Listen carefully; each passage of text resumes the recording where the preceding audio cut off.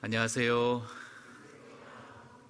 너무 귀한 찬송, 은혜로운 찬송 감사드립니다. 같이 기도하고 시작하겠습니다. 사랑과 은혜가 풍성하신 우리 하나님 아버지 참으로 감사합니다. 존재조차 없었던 저희에게 생명을 주시고 인생에 아무 소망도 목적도 없던 인생길 가운데 진정한 삶의 목적과 의미가 되어주신 주님 참으로 감사합니다. 주님의 보혈로 구원받고 주님의 은혜 가운데 살아가고 있습니다. 또 우리의 마음을 일깨워 주셔서 주님을 쫓아가는 그 일에 부족함이 없도록 늘 함께해 주시며 더욱 간절히 기도하고 바라옵는 것은 아직 주님의 사랑을 알지 못하는 우리 사랑하는 가족들, 또 친지들, 주변의 많은 영혼들, 그들이 속히 주님의 품으로 돌아오는 것입니다. 주님 도와주시고 함께해 주심으로 생명의 말씀이 속히 증거되고 저희와 동일한 소망 가운데 살아갈 수 있도록, 그래야 주님 다시 이 땅에 오실 때에 함께 부활의 몸을 입고 주님 앞에 설 수 있도록 도와주옵소서. 계획되어 있는 집회마다 주님 함께해 주시고 또 3월 달에 예정되어 있는 낮 집회에도 함께해 주셔서 더 많은 영혼들이 진리의 말씀 앞으로 나와 구원함을 얻을 수 있도록, 또 그 일을 위해서 저희들 더욱 기도하며 매달리며 강권하여서 내 집을 채울 수 있도록 도와주시기를 기도드립니다. 또한 우리 개인적으로 가정적으로 주님 앞에 기도하며 바라며 소원하는 모든 기도의 제목들 합당한 은혜 허락해 주심으로 더욱 기쁨 가운데 주님을 섬겨갈 수 있도록 우리 일상의 삶도 함께 해주시고 도와주옵소서. 혹 우리 가운데 생활의 어려움과 공고 가운데 있는 분들, 또 육신의 병환 가운데 있는 분들, 혹 마음의 시험 가운데 있는 분들, 모든 형편과 여건을 주장해 주시고 회복시켜 주심으로 더욱 기쁨 가운데 힘있게 주님을 섬겨갈 수 있도록 도와주옵소서. 또한 이 시간 마땅히 함께해야 하나 여러 가지 형편으로 함께하지 못한 믿음의 식구들, 어느 곳 어느 형편에 있든지 함께해 주시고 또 동일한 은혜 허락해 주시며 또 다음 교제에는 함께 얼굴 배울 수 있도록 도와주옵소서. 또한 이 시간 멀리 해외에서 선교하시는 선교사님들, 동역자분들 일일이 함께해 주시기를 기도드립니다. 참으로 척박하고 어려운 환경 가운데 오직 주님과 복음을 위해서 수고하는 그 손길 위에 함께해 주시고 또 능력과 힘과 용기를 더하여 주셔서 주님께서 주신 그 사명을 능히 잘 감당할 수 있도록 도와주시며 땅끝까지 은혜의 복음이 증거되고 날로 교회가 든든히 굳게 세워져 갈 수 있도록 도와주옵소서. 우리 모두도 우리와 접촉하는 모든 사람들에게, 주변의 영혼들에게 선교사와 같은 비장한 심정으로 그들에게 나아갈 수 있도록 우리의 마음도 더욱 굳건히 붙잡아 주시기를 기도드립니다. 오늘 주일 아침 마땅히 깨달아야 할 말씀을 저에게 일깨워 주시고 또 이 말씀이 우리 마음속에 심겨져서 생활로, 삶으로 변화되어 나타날 수 있도록 도와주옵소서. 시종을 온전히 주 성령님께만 의탁드립니다. 저희를 사랑하시는 우리 구주 예수 그리스도 이름 받들어 감사하며 기도드렸습니다. 아멘. 저희들 창세기 35장을 같이 보시겠습니다. 창세기 35장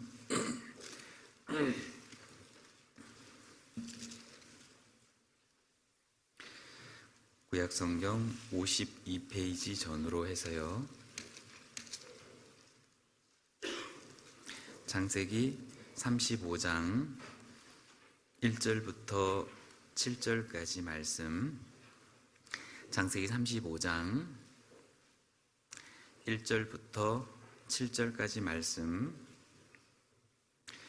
찾으셨으면 천천히 같이 한번 읽도록 하겠습니다. 하나님이 야곱에게 이르시되 일어나 베들로 올라가서 거기 거하며 내가 내 형 에서의 낯을 피하여 도망하던 때에 내게 나타났던 하나님께 거기서 단을 쌓으려 하신지라. 야곱이 이에 자기 집 사람과 자기와 함께한 모든 자에게 이르되 너희 중의 이방 신상을 버리고 자신을 정결케 하고 의복을 바꾸라. 우리가 일어나 베델로 올라가자. 나의 환난 날에 내게 응답하시며 나의 가는 길에서 나와 함께 하신 하나님께 내가 거기서 단을 쌓으려 하노라 하매 그들이 자기 손에 있는 모든 이방 신상과 자기 귀에 있는 고리를 야곱에게 주는지라. 야곱이 이것들을 세겜 근처 상수리 나무 아래 묻고 그들이 발행하였으나 하나님이 그 사면 고울들로 크게 두려워하게 하신 고로 야곱의 아들들을 추격하는 자가 없었더라.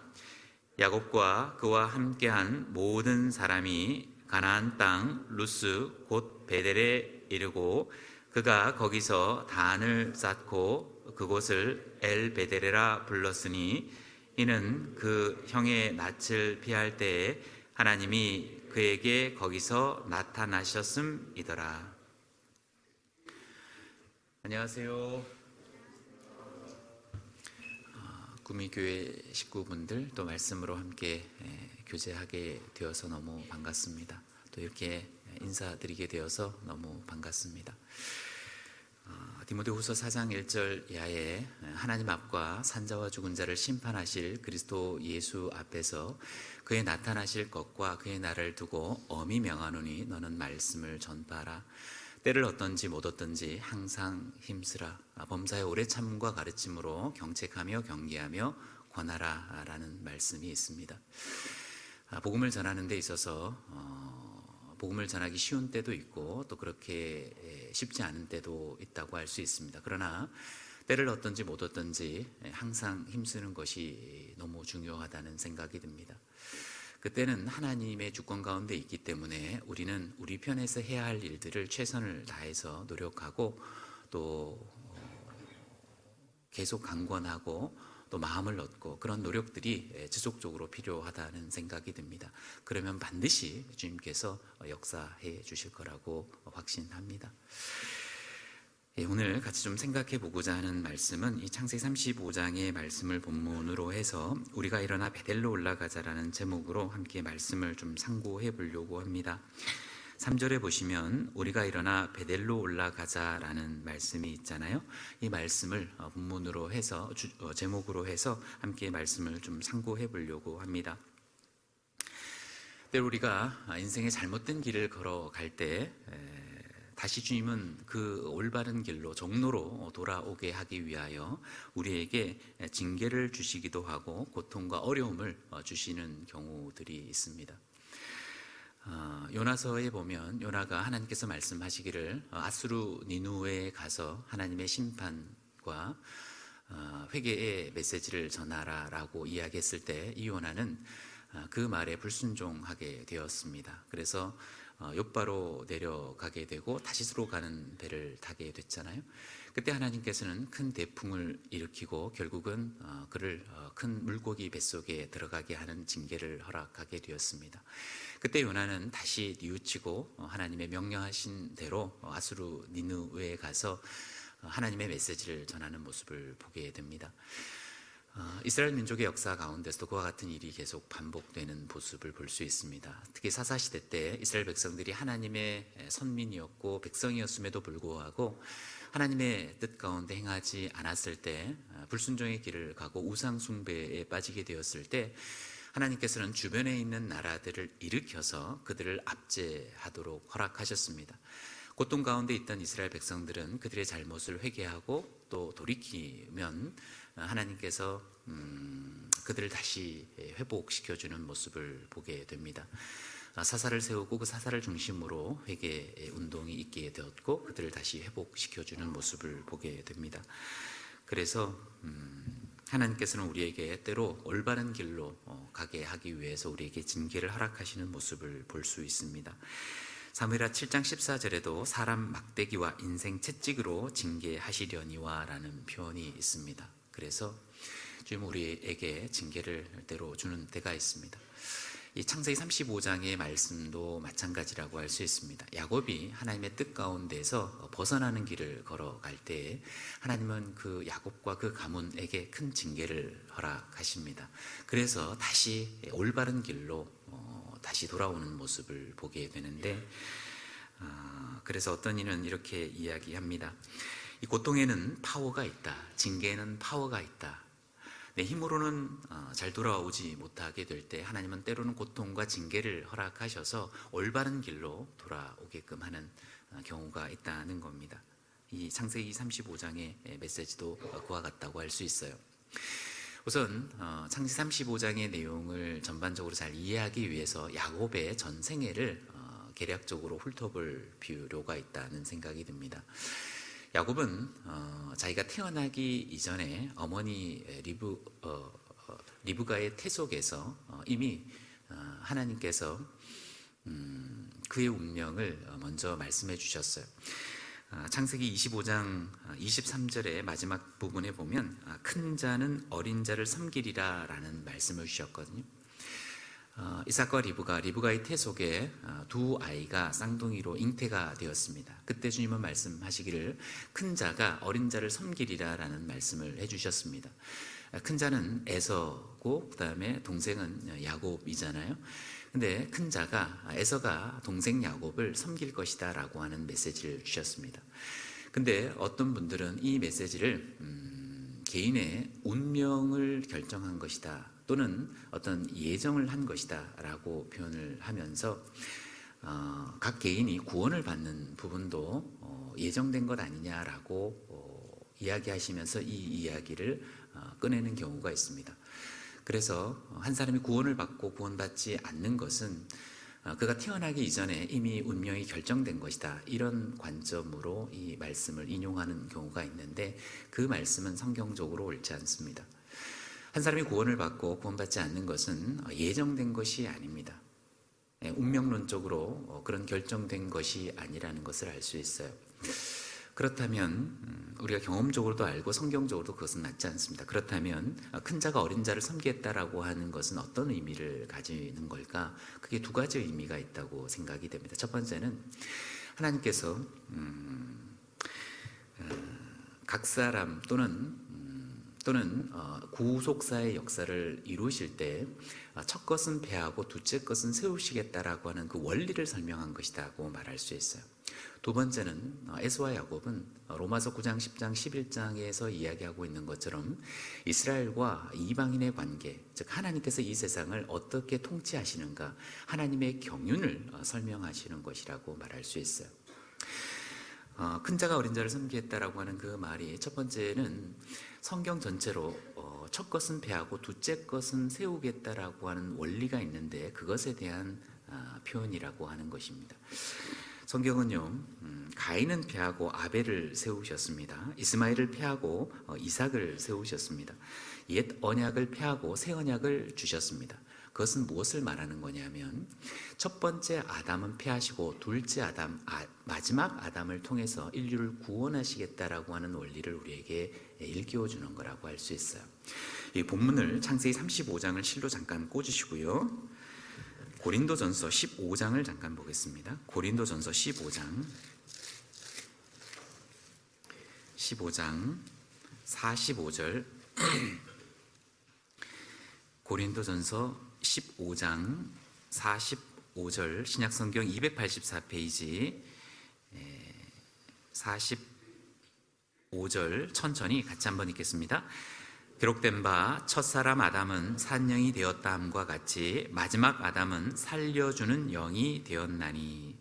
성경 전체적으로 첫 것은 배하고 둘째 것은 세운다라고 하는 것은 궁극적으로 무엇을 설명하고자 하는 것이냐면 첫사람 아담과 마지막 아담을 대비시켜서 첫 번째 아담은 실패자였지만 마지막 아담은 바로 성공자였다라고 하는 걸 알려주기 위한 것이라는 거예요. 이 첫 번째 아담은 누구를 말하는 겁니까? 바로 첫사람 아담을 말하는 것이고 마지막 아담은 누구를 말하는 겁니까? 예수 그리스도를 말하는 거예요.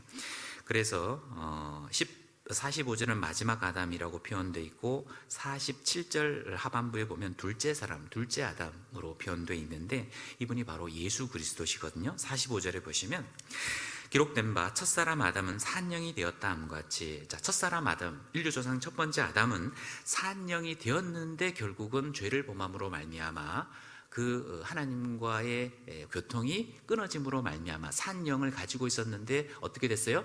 죽은 영으로 바뀌게 되었다는 겁니다.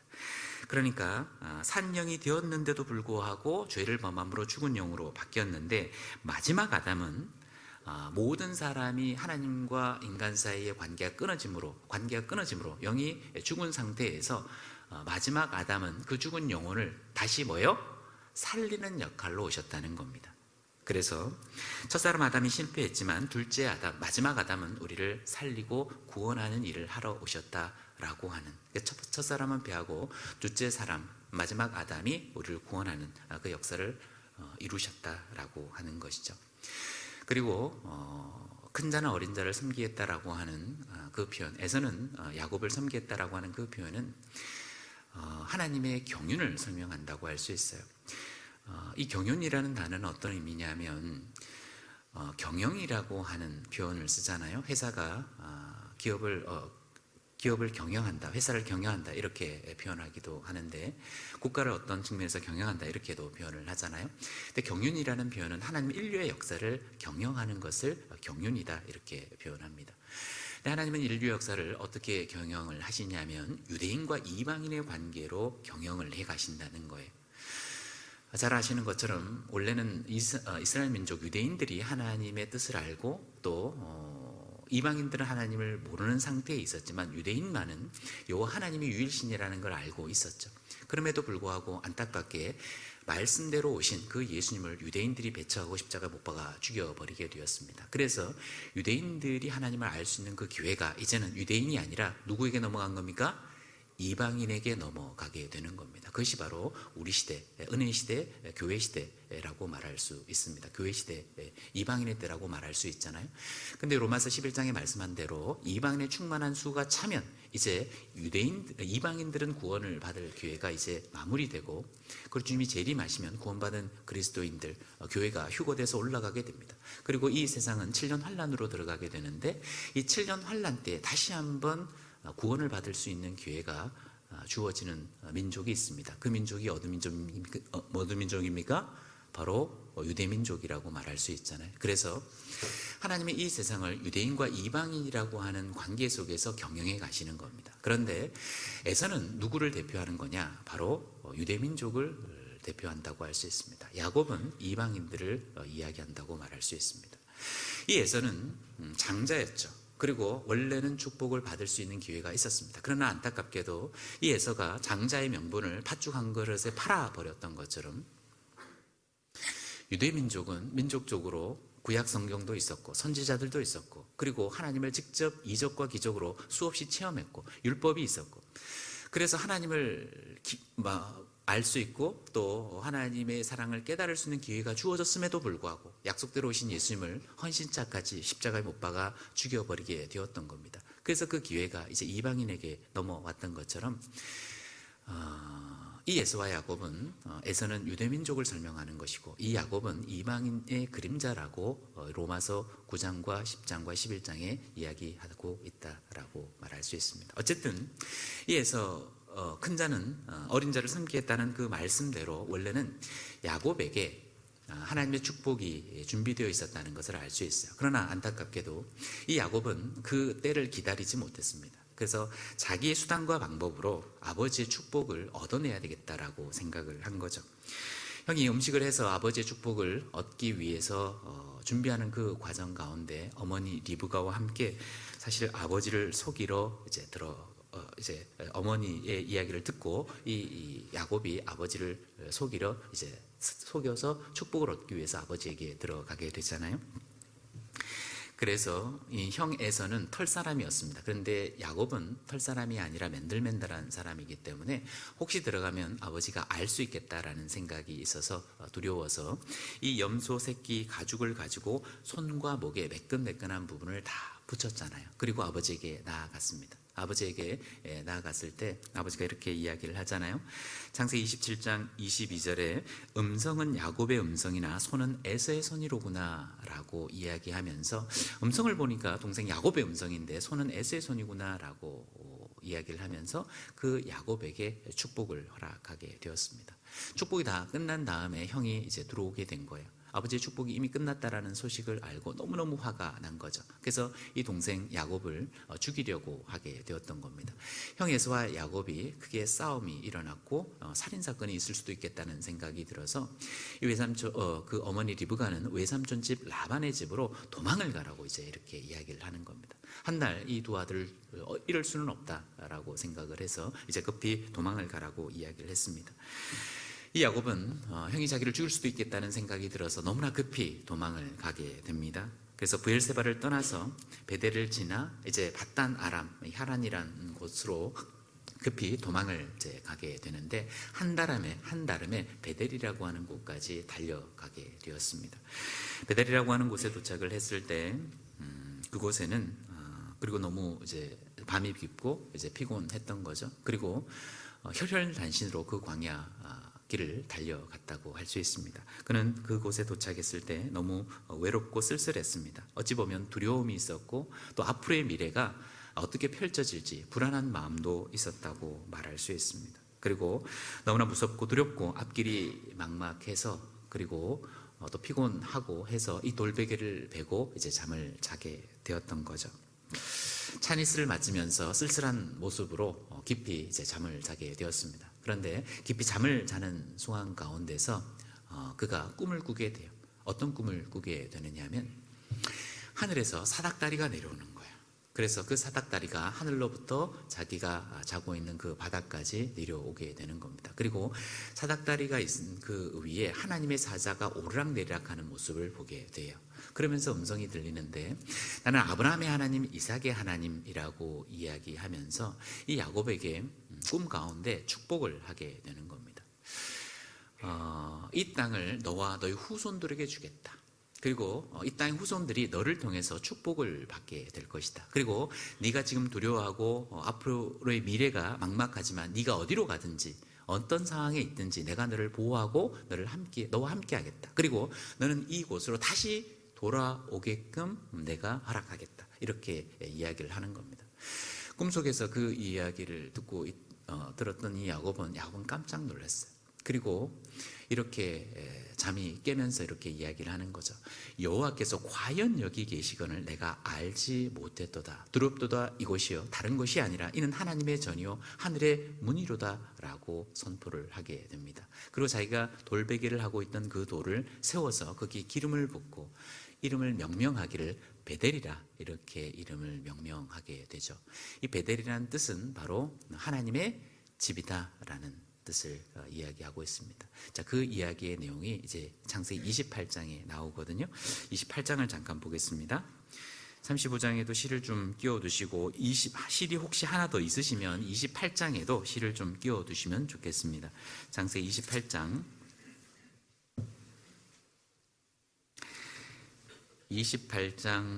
11절 제가 읽겠습니다. 한 곳에 이르러는 해가 진지라 거기서 유숙하려고 그곳에 한 돌을 취하여 베개하고 거기 누워 자더니 12절 같이 한번 읽겠습니다.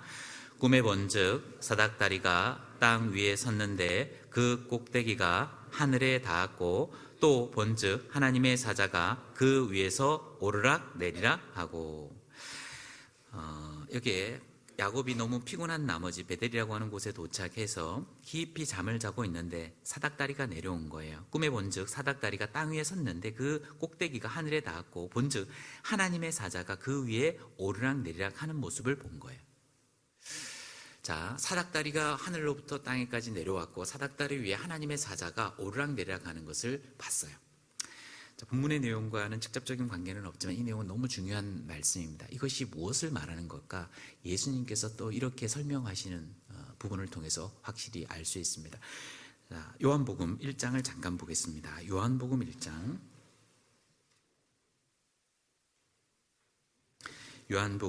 1장 이 내용은 좀 중요한 내용이어서요. 좀 생각을 해볼 필요가 있습니다.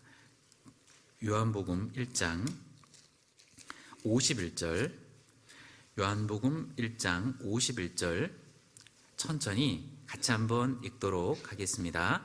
또 가라사대 진실로 진실로 너희에게 이르노니 하늘이 열리고 하나님의 사자들이 인자 위에 오르락 내리락 하는 것을 보리라 하시니라. 자, 주님이 말씀을 이어가시면서 또 가라사대 진실로 진실로 너에게 이르노니 하늘이 열리고 하나님의 사자들이 인자 위에 오르락내리락 하는 것을 보리라 하시니라. 자, 창세기 28장에는 사닥다리가 있고요, 사닥다리 위에 하나님의 사자가 오르락내리락 하는 것을 봤다고 말씀을 하시는데, 요한복음 1장에는 이 사닥다리 대신에 인자 위에 하나님의 사자가 오르락내리락 하는 것을 본다라고 말씀을 하셨잖아요. 그러면 자, 인자, 여기서 말하는 인자는 사복음서의 인자는 누구를 말할까요? 사복음서의 인자는 예수님을 말합니다. 인자는 사람의 아들이라는 말이잖아요. 즉 예수님은 사람의 아들이다 이렇게 표현을 하신 겁니다. 왜 예수님을 그러면 인자라고 표현했느냐? 그분은 원래 사람이셨다는 거예요, 사람이 아니셨다는 거예요? 사람이 아니시다 이 말입니다.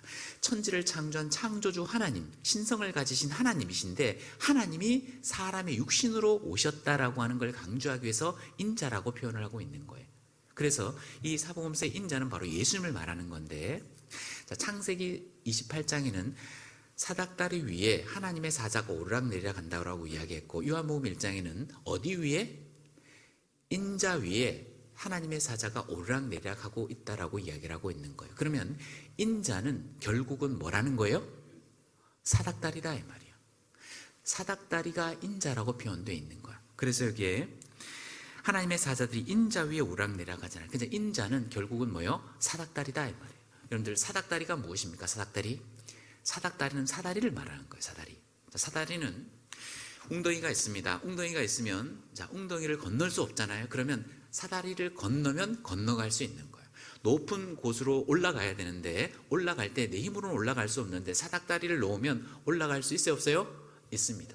무슨 말이냐면 우리가 주님의 세계로 갈 때, 천국으로 갈 때 내 능력과 내 선행으로는 절대 가지 못하지만 사닥다리 대신 주님을 의지하면 올라갈 수 있다는 거예요. 내 웅덩이를 내 힘으로는 건너갈 수 없지만 주님이 사닥다리가 되어주시면 그 사닥다리를 통해서 건너갈 수 있다는 거예요. 자기 노력으로, 자기 선행으로, 자기의 봉사로 천국 갈 수 있는 사람은 아무도 없습니다. 그런데 유일하신 천국 가는 사닥다리가 되신 그분이 바로 예수 그리스도라고 이야기를 하고 있는 거예요. 사도행전 4장 12절에 다른 이로서는 구원을 얻을 수 없나니 천하 인간의 구원을 얻을 만한 다른 이름을 우리에게 주신 일이 없다고 말씀을 하셨습니다. 요한복음 14장 6절에도 예수께서 가라사대 내가 곧 길이요 진리요 생명이니 나로 말미암지 않고는 아버지께로 올 자가 없다고 말씀을 하셨습니다. 디모데전서 2장 5절에도 하나님은 한 분이시요 또 하나님과 사람 사이의 중보도 한 분이시니 곧 사람이신 그리스도 예수라고 말씀을 하시잖아요. 오직 유일한 중보자, 오직 유일한 사닥다리가 되신 분, 그분이 바로 누구시라는 거예요? 예수 그리스도다라고 이야기를 하고 있는 거예요. 다시 창세기 28장으로 돌아가서요. 창세기 28장.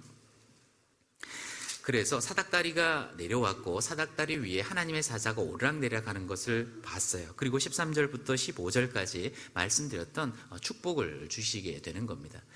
야곱은 너무나 혈혈단신으로 홀로 쓸쓸히 외롭게 그렇게 있는 상황 속에서 주님이 내려오셔서 이제 말씀을 하시는 거죠.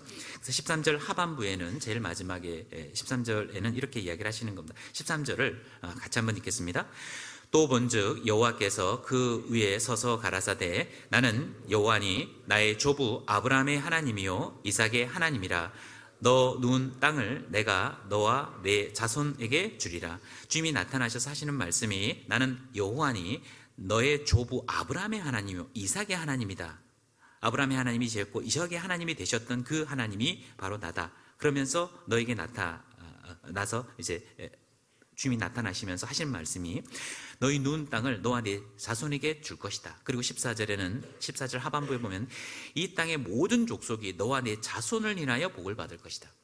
땅의 조속들이 너와 네 자손을 통해서 복을 받을 것이다. 궁극적으로는 너의 후손으로 메시아를 보내주시겠다, 구세주를 보내주시겠다라고 하는 약속을 주시게 되는 거예요.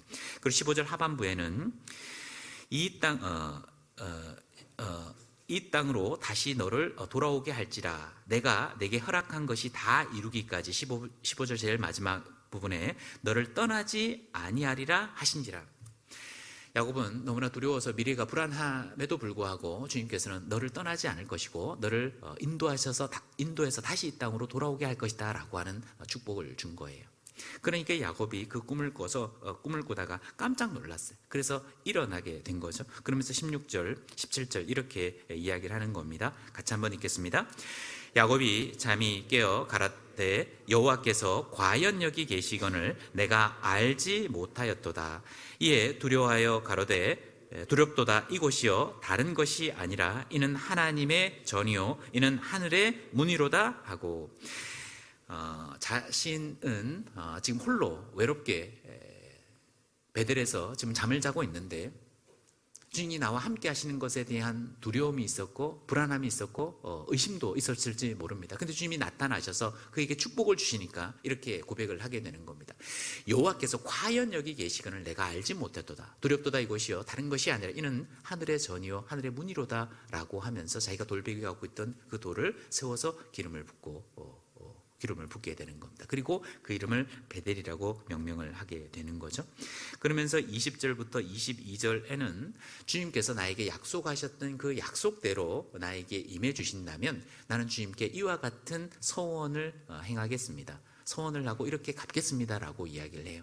그 서원이 세 가지인데, 첫 번째는 마땅히 내가 10분의 1을 주님께 드리겠습니다라고 이야기를 합니다. 두 번째는 아브라함의 하나님, 이삭의 하나님이 나의 하나님이 되도록 하겠습니다라고 이야기를 합니다. 그리고 이것이 하나님의 전이 실제로 되도록 하겠습니다라고 하는 그 세 가지의 소원의 기도를 하게 돼요.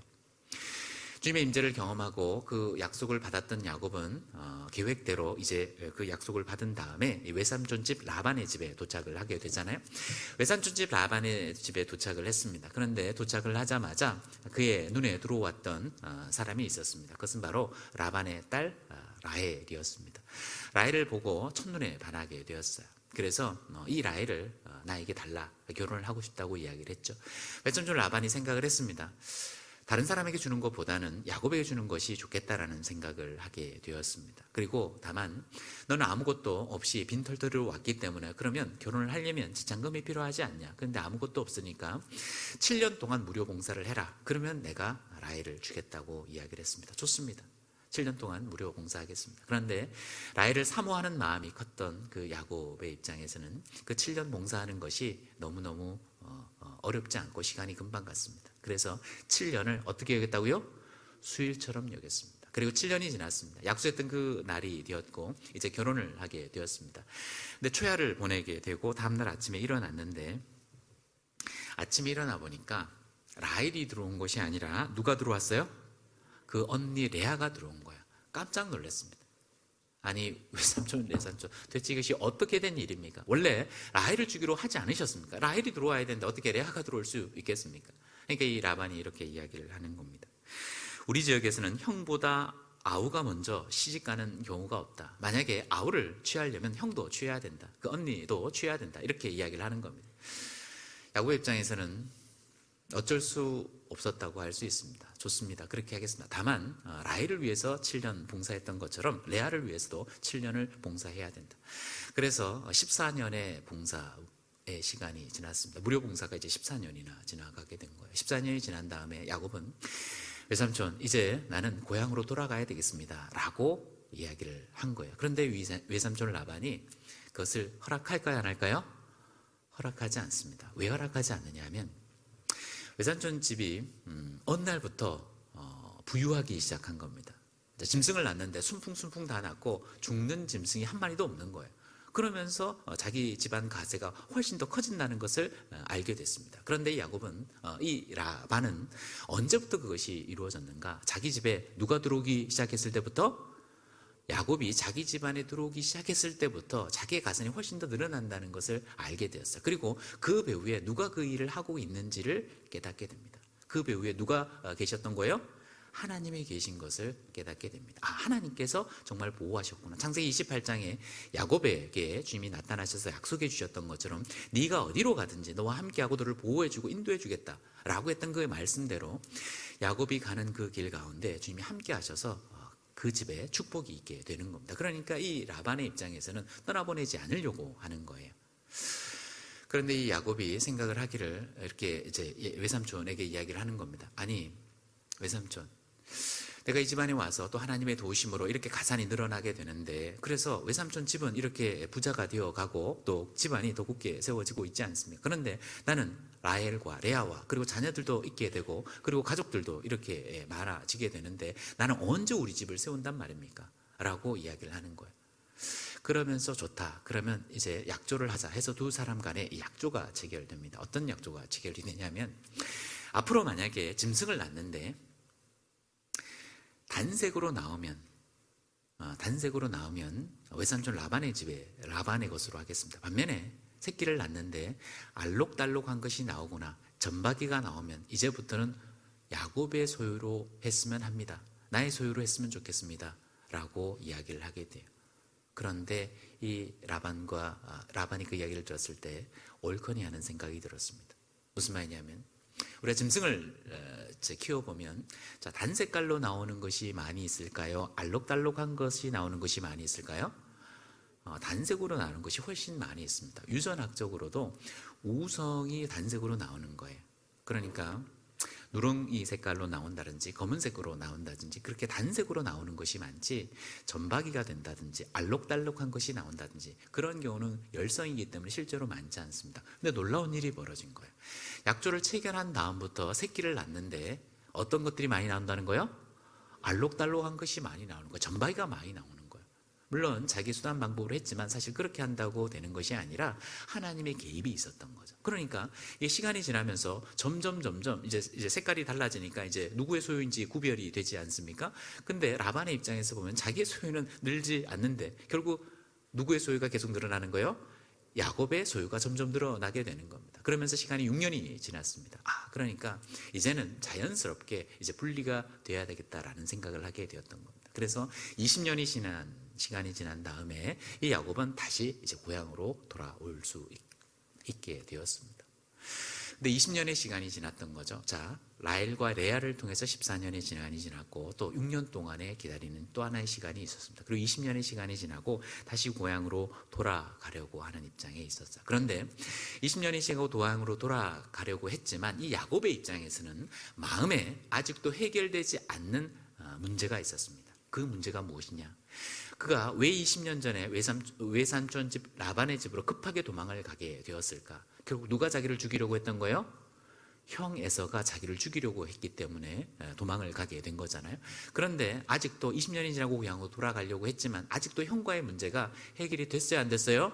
해결되지 않았습니다. 자기가 고향으로 돌아가려고 했을 때 형 에서가 자기 부하 400명을 이끌고 자기를 죽이려 온다는 이야기를 듣게 됐습니다. 그는 너무너무 불안했습니다. 그래서 자기 수단으로 화해 예물도 먼저 보내고 그리고 짐승을 두 떼로 나누어서 먼저 보내기도 하고 여차하면 피하려고, 그리고 가족을 먼저 보내고 홀로 그는 야복강가에 머물게 되었습니다. 그래서 창세기 32장에 주님이 나타나셔서 그와 밤새도록 씨름하게 되었던 겁니다. 환벽도가 무너졌지만 나에게 축복을 주지 아니하면 결코 떠나보내지 않겠습니다라고 하는 그 간절함으로 정말로 매달려서 그와 밤새도록 씨름해서 결국은 이겼습니다.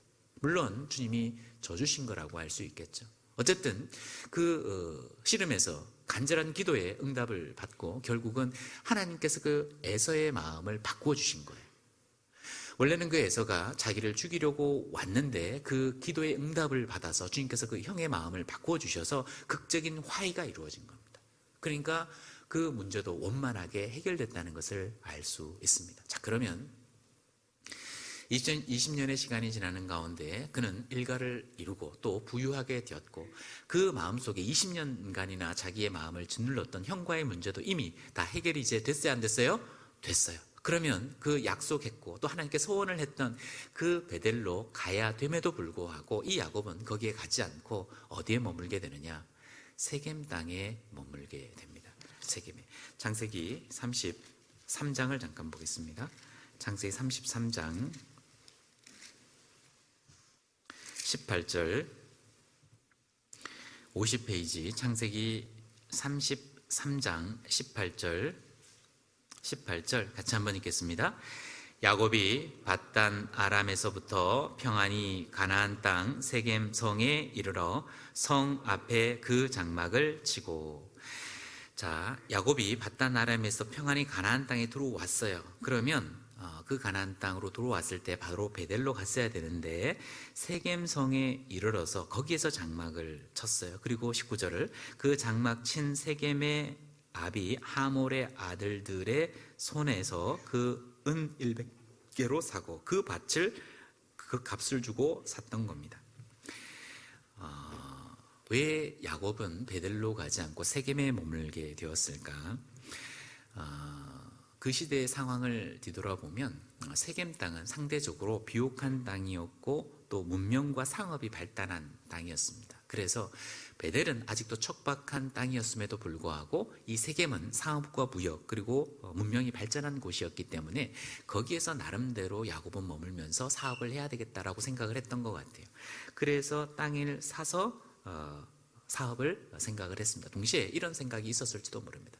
이곳이 훨씬 더 문명적으로 발전을 했기 때문에 아이들에게는 이곳이 더 좋지 않았을까라는 생각을 하게 되었을지 모릅니다. 그리고 거기에서 단을 쌓고 하나님 앞에 이제 단을 쌓고 하나님의 이름을 부르면서 제사를 드렸던 거예요. 그래서 20절에 거기 단을 쌓고 그 이름을 엘로헤 이스라엘이라 하였더라. 이 세겜에서도 단을 쌓고 이제 하나님께 제사를 드린 거예요. 자, 그런데 안타깝게도 그 야곱의 생각과는 정반대의 상황이 벌어지게 되는 겁니다.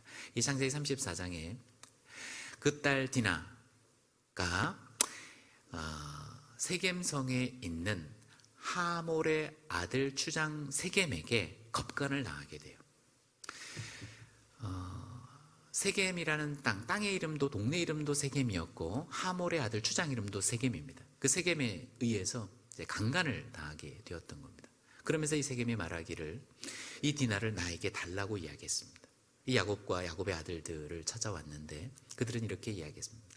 처음에는 하나님의 아들, 하나님의 이름을 모르는 할례 받지 않는 자들 너희들에게 우리 딸 누이 디나를 줄 수 없다라고 이야기를 했습니다. 그런데 계속 요구했습니다. 그러니까 야곱의 아들들이요 사실은 거짓말을 해서 복수를 해야겠다고 생각을 하는 거예요. 그러면서 하는 말이 좋다.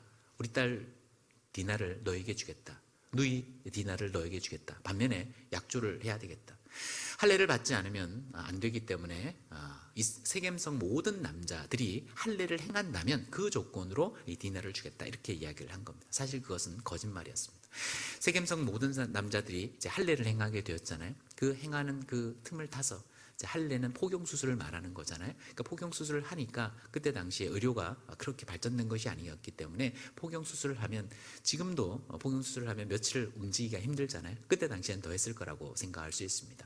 모든 남자들이 포경 수술을 하는 가운데서 남자들이 움직이지 못하는 상황에서 어떻게 했느냐? 야곱의 두 아들 시몬과 레위가 칼춤을 춘 거예요. 세겜성에 들어가서 세겜의 모든 남자를 다 어떻게 했어요? 다 죽여버린 거예요. 그리고 나머지 아들들도 세겜성에 있는 남자들이 다 죽었으니까 대항할 사람이 없잖아요. 거기에 들어가서 물건을 다 노략을 해버린 거, 도둑질을 다 하는 겁니다. 그리고 여자와 아이들까지 다 데리고 오는 겁니다. 그러니까 완전히 그 세겜성을 초토화시키는 그런 일을 행하게 되었던 겁니다. 자, 물론 디나를 강간하는 것 자체는 너무나 나쁜 일이었지만 그렇다고 세겜의 모든 사람을 다 죽인다? 그리고 물건을 다 노략질해서 뺏어온다? 그리고 여인들과 아이들을 붙잡아온다? 이것은 사실 있을 수 없는 거예요. 그러니까 어떤 일이 벌어졌냐?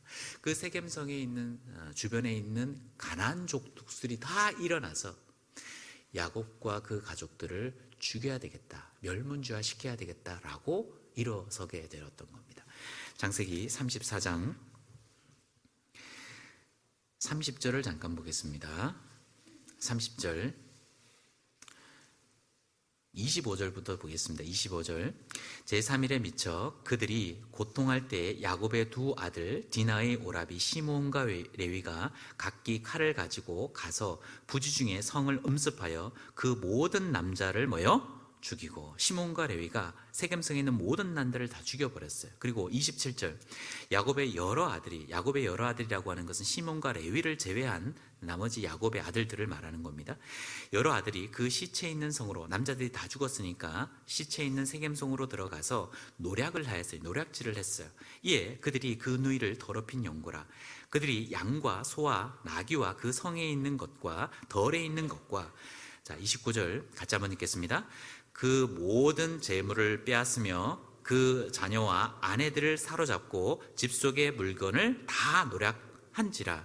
재물도 빼앗고 도둑질을 한 거죠. 약탈을 일삼은 겁니다. 다 노략질을 한 겁니다. 그러니까 30절 야곱이 말하기를, 야곱이 시몬과 레위에게 이르되 너희가 내게 화를 끼쳐 나로 이 땅 사람 곧 가나안 족속과 브리스 족속에게 냄새를 내게 하였도다. 이 냄새라고 하는 것은 무슨 의미냐면 증오의 대상이 되게 하였다라고 하는 거예요. 그래서 증오의 대상이 되게 하였다. 나는 수가 적은즉, 야곱과 그 가족들 일부 얼마 되지 않지 않습니까? 수가 적은즉 그들이 모여 나를 치고 나를 죽이리니 그리하면 나와 내 집이 모여 멸망하리라. 그 소문이 주변에 있는 사람들에게 전해져서 가나안 족속이 일어나서 야곱과 그 가족들을 멸문주화시켜야 되겠다라고 작정을 하고 들고 일어나게 되었던 거예요.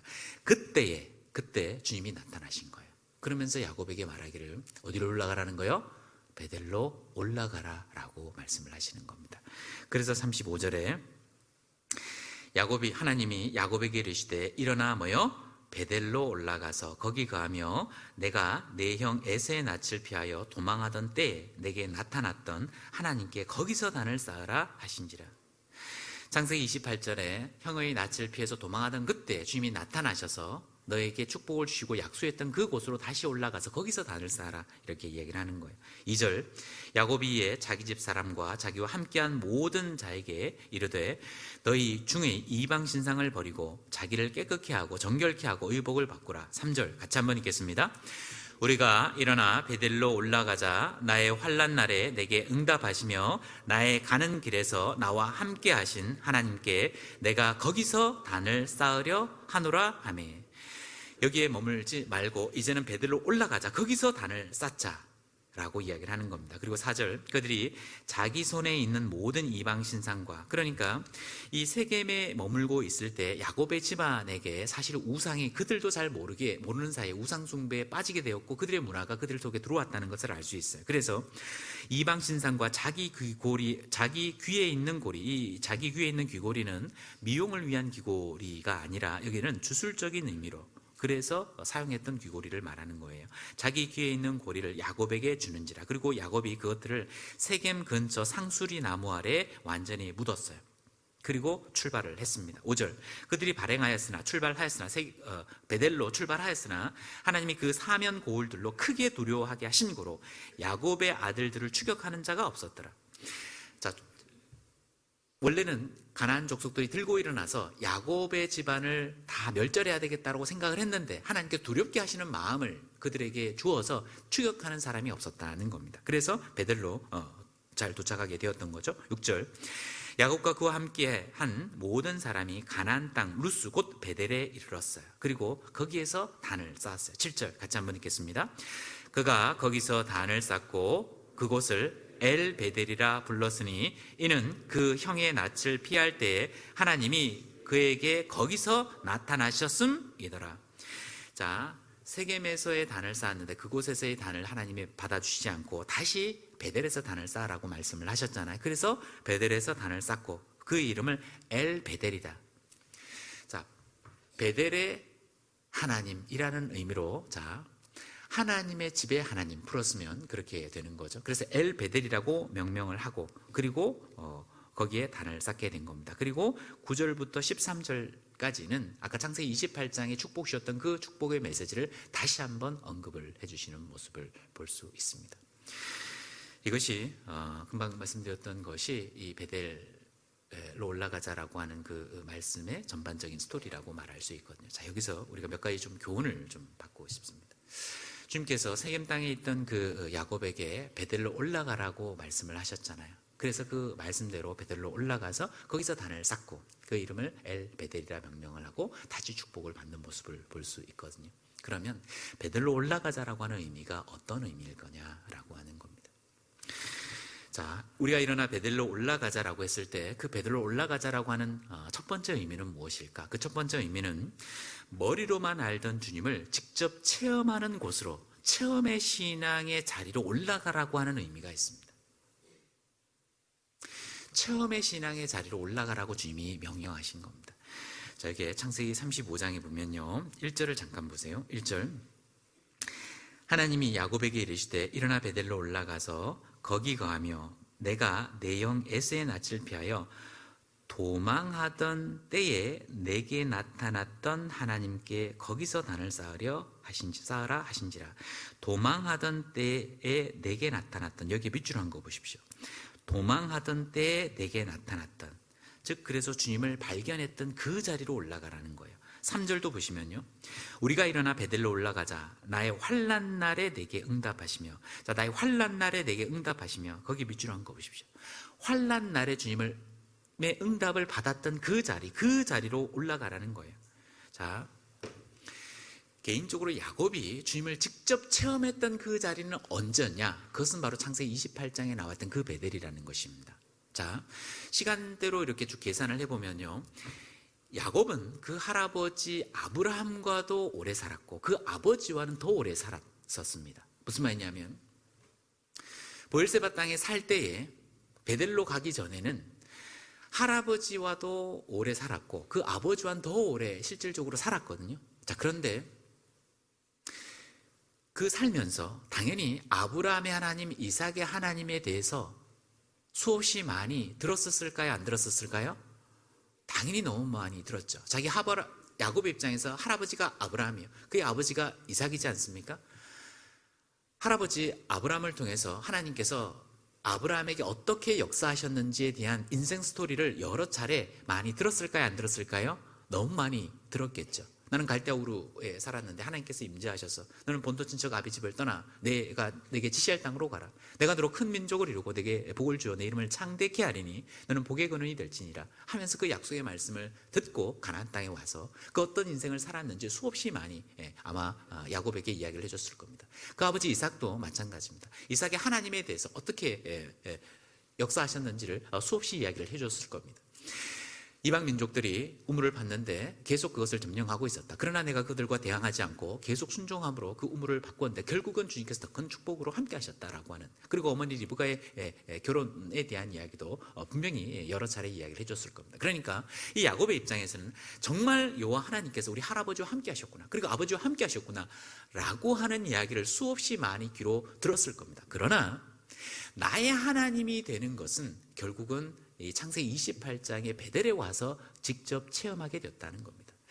귀로 듣기만 했던, 머리로 알기만 했던 하나님을 개인적으로 직접 체험했던 그 자리는 어디냐? 그것이 바로 어디라고요? 베델이었다는 겁니다. 그래서 그 베델로 올라가자라고 하는 그 의미는 개인적으로 주님을 직접 체험하는 자리, 개인적으로 주님을 직접 경험하는 자리, 나의 하나님으로 주님을 깨닫는 그 자리로 올라가라고 말씀을 하시는 겁니다. 아브라함의 하나님, 이삭의 하나님에 대해서는 수없이 많이 들었지만 나의 하나님이 되신 그 자리는 바로 창세기 28장에 나왔는 베델이었다는 겁니다. 그 자리로 올라가라고 말씀을 하시는 겁니다. 그래서 창세기 28장에 우리가 뵀던 것처럼 그는 혈혈단신으로 홀로 있다고 생각해서 두려움과 미래의 불안한 마음을 가지고 있을 때 주님의 임재가 나타나셨던 것을 경험하고 그가 일어나서 이렇게 이야기를 했잖아요. 여호와께서 과연 여기 계시거늘 내가 알지 못하였도다 하면서 자기가 돌베개를 하고 있던 배를 올려서 베델이라고 기름을 붓고 베델이라고 명령을 했잖아요. 여호와께서 과연 여기 계시를 나와 함께 하시거늘 라고 하는 것을 경험했던 그 자리로 올라가라고 명령을 하시는 겁니다. 그래, 신앙생활 한다라고 하는 것은 말씀을 통해서, 성경의 이야기를 통해서, 또 많은 간증들을 통해서 간접적인 경험을 많이 하게 됩니다. 그러나 간접적인 경험이 아니라 하나님을 직접 체험하는 직접 체험의 자리로 주님은 올라가라고 명령을 하게 되는 겁니다. 자, 우리가 구원을 받을 때도 믿음이 있잖아요. 근데 믿음이 성장하기 위해서는 어떤 것이 필요하냐면 체험의 신앙이 필요하게 되는 겁니다. 성경의 많은 인물들도 그와 같은 과정을 거친다는 것을 알 수 있습니다. 아브라함이 창세기 22장에 자기의 독자 이삭을 사실 모리아산에서 칼로 죽이지는 않았지만 실제로 마음에는 이미 죽였습니다. 하나님께서 막으셔서 죽지 않았지만 이미 마음에는 죽였다고 말할 수 있잖아요. 아니, 어떻게 아브라함이 자기의 생명보다도 귀한 이 야곱을 이삭을 칼로 찔러 죽일 수 있었을까? 그 믿음을, 그 성경을 읽을 때마다 정말 놀랍다라는 생각이 들지 않습니까? 내가 만약에 아브라함이라면 자기 생명보다, 인생을 다 살고 이제는 말년에 있던 그 아브라함의 입장에서는 자기 생명보다 귀한 존재가 자기 독자 100세에 낳은 이삭이지 않습니까? 그 이삭을 어떻게 죽일 수 있을까? 깜짝 놀랐을 경우가 많이 있잖아요. 근데 이 야곱이 아브라함이 그와 같은 신앙을 가질 수 있었던 이유가 무엇이냐? 주님을 계속적으로 체험하고 경험했기 때문에 그것이 가능했던 겁니다. 창세기 12장에 말씀드렸던 것처럼 하란에서 갈대아 우르 가나안 땅으로 오게 되었잖아요. 그 왔을 때 분명히 믿음이 있었을 겁니다. 아브라함도. 그러나 그 믿음이 온전하지는 못했던 거예요. 그래서 기근이 오니까 아브라함이 어디로 내려갔습니까? 애굽으로 내려가게 됐잖아요. 그리고 자기 아내 사라를 누이라고 속였잖아요. 그래서 그러한 모습들을 보면 완벽하지는 않았습니다. 그리고 그가 하나님께서 너가 내년 이맘때에 아들을 낳을 것이다 라고 분명히 이야기를 해줬잖아요. 그리고 너의 본처를 통해서 너희 후사가 날 것이라고 이야기를 해줬잖아요. 그럼에도 불구하고 기다리지 못했습니다. 그리고 그것을 온전히 믿지는 못했습니다. 그래서 이스마엘을 낳기도 했잖아요. 그리고 분명히 약속을 했지만 그것을 믿지는 못했습니다. 나는 이미 기력이 떨어지고 나의 아내 사라는 경수가 끊어진 지 오랜데 어떻게 아이를 낳을 수 있겠습니까? 그런데 100세가 되던 해에 약속대로 주님께서 이삭을 주었잖아요. 보세요. 그 1년의 과정, 자, 믿음이 있어서 가나안 땅에 왔지만 믿음이 부족함으로 말미암아 실수한 부분이 분명히 있습니다. 그런데 그 실수를 주님의 능력으로 고쳐주시고 또 놀라운 주님의 역사를 경험함으로 말미암아 그 믿음이 생겼던 거예요. 내 독자 이삭을 죽였다 하더라도 주님이 다시 살리실 수 있는 분이시구나라고 하는 걸 경험함으로 말미암아 결국 독자 이삭을 죽일 수 있는 믿음까지 나아가게 됐다는 겁니다. 다윗은 어떻습니까? 다윗이 사무엘상 17장에 골리앗 앞에 물매 5개를 가지고 담대하게 나아갈 수 있었던 이유가 무엇입니까? 사울 왕도 나아가지 못하고 그리고 군대 장관들도 나아가지 못하고 이미 장성한 이스라엘 군인들도 나아가지 못했는데 소년 다윗이 어떻게 그렇게 담대하게 나아갈 수 있느냐? 그 기가 여기 있잖아요. 건져내셨은즉 건져내시리라. 한번 따라해 보겠습니다. 건져내셨은즉 건져내시리라. 자기가 목동으로 있을 때 이 사자나 곰이 자기의 양을 붙잡아 가게 되면 하나님의 도우심으로 나아가서 그 사자의 배를 찢고 그 속에서 양을 구해냈던 그 경험, 그때 주님이 그 양을 건져내셨기 때문에 이 상황 속에서도 건져내시리라고 하는 그 확신, 체험을 통한 확신이 그에게 있었기 때문에 담대하게 골리앗 앞에 나아갈 수 있었다는 것을 알 수 있습니다. 열왕기상 18장에 보면 엘리야 선지자의 이야기가 기록되어 있는데 그 엘리야 선지자가 갈멜산에서 850대 1에서 전투에서 결국 승리하는 모습을 보게 되잖아요. 바알 선지자 450명, 아세라 선지자 400명, 850대 1의 전투에서 하늘에 불이 내려오게 해서 결국은 기가 막히게 승리하는 모습을 보게 됩니다. 어떻게 그렇게 850대 1 우상 숭배자들 앞에 담대히 나아갈 수 있을까? 나라면 그렇게 할 수 있을까? 어떻게 그렇게 담대한 결단을 할 수 있었을까? 그 이유는 그 앞장에 약 3년 반 동안의 기근이 있을 때에 까마귀가 아침마다 저녁마다 떡과 고기를 계속 갖다 주는 거예요. 그 체험을 가지고 있었던 엘리야 선지자는 바알 선지자와 아세라 선지자 우상 숭배자들 앞에 나아갈 수 있었다는 겁니다. 요는 그 믿음의 선진들도 하나같이 자신의 체험을 통해서, 체험의 신앙을 통해서 그 담대함을 가질 수 있었다는 거예요. 우리도 마찬가지입니다. 우리도 머리로만 알고 있던 또 다른 분의 간증을 통해서만 경험했던 그러한 간접적인 경험이 아니라 정말 주님을 1대1로 체험하는 그와 같은 체험의 신앙으로 나아가는 것이 너무너무 중요합니다. 그렇지 않으면요, 머리로는 알고 있지만 그랬었다더라, 카더라 라고 한 그 신앙에 그칠 수가 있습니다. 그러려면 어떻게 해야 될까요? 우리가 실제로 체험의 신앙을 얻게 하기 위해서 어떤 마음이, 어떠한 태도가 필요할까요? 잘 아시는 것처럼 실제로 행동해야 됩니다. 뭐라고요? 행동해야 돼요. 말씀을 의지하고 그 말씀을 의지하고 실제로 그 말씀대로 행해 볼 때 그때 주님께서 어떻게 역사하시는지를 개인적으로 체험할 수 있는 거예요. 신앙은 이론이 아니지 않습니까? 신앙 공부, 신앙 이론, 신앙 연구가 아니라 신앙 생활이라고 말을 하잖아요. 신앙은 실질적인 생활입니다. 그래서 말씀을 의지하고 실제로 나아갔을 때 주님께서 어떻게 역사하시는지를 경험하는 사람이 체험의 신앙을 갖게 되는 겁니다. 우리가 수영이라고 하는 체육을 한다고 한번 생각을 해보세요. 자, 수영에 대해서 많이 연구하고 또 이론을 많이 안다고 해서 수영을 잘하는 것이 아니잖아요. 수영을 어떤 원리로 해야 되는지 공부를 할 수도 있습니다. 부력이 어떻게 작용하는지도 공부할 수 있습니다. 그리고 어떻게 해야 어떻게 잘 진행되는지 진행 원리를 잘 알 수도 있습니다. 그러나 그걸 다 이해했다고 해서 수영을 잘하는 것이 아니라 그 이론을 바탕으로 실제로 물에 자신을 던지고 그 몸을 물에 맡기는 거예요. 그리고 그 맡긴 체험을 통해서 그리고 어떻게 진행되는 것을 경험하는 것을 통해서 그 수영을 완벽히 자기 것으로 행할 수 있는 거잖아요. 마찬가지로 이 말씀을 의지하고 그 말씀대로 살아보는 가운데서 주님께서 그 가운데 깨닫게 해주시는 것, 체험하게 하시는 그 경험이 결국 신앙의 원동력이라고 말할 수 있습니다. 그렇구나. 우리 모두가 체험의 신앙을 갖고자 노력하는 것이 중요하다고 할 수 있습니다. 연초가 되면 많은 분들이 표대 말씀을 세우고 올 한 해는 이 말씀을 내 마음에 새기고 모토로 삼아서 열심히 살아가겠다라고 생각을 하시잖아요. 근데 하여튼 자매님이 모임에 갔을 때 자매님이 이런 간증을 하셨는데 크게 마음에 와닿습니다. 예전에는 말씀을 듣는 것, 말씀을 구하는 것 자체가 쉽지 않았다는 겁니다. 그 자매님의 간증은 예전에는 말씀이 마음에 와닿으면 곧바로 주일 말씀이 끝나고 방송실로 올라갔다는 거예요. 그래서 카세트 테이프로 녹음을 좀 해달라고. 그래서 그 카세트 테이프 녹음을 하나 하면 그래서 일주일 동안 계속적으로 반복해서 테이프가 늘어질 정도로 들었다는 겁니다. 그래서 그렇게 귀한 말씀을 많이 묵상을 했다고 하는데 요즘 시대는 인터넷으로 말씀이 너무너무 쉬워가지고 듣기가 쉬워서 사실의 말씀의 홍수 가운데 있는 것은 아닌가라는 생각이 들 정도라는 겁니다. 그런데 문제는 그렇게 말씀을 많이 이제 접하게 되는 것은 좋은데 문제는 그 말씀을 듣는 것으로만 그치는 자신을 발견하게 되더라는 겁니다. 그러니까 이 말씀을 들을 때 마음이 뜨거워지는 건 물론 맞지만 마치 그 신앙이 자신의 신앙이라고 착각하게 되더라는 겁니다.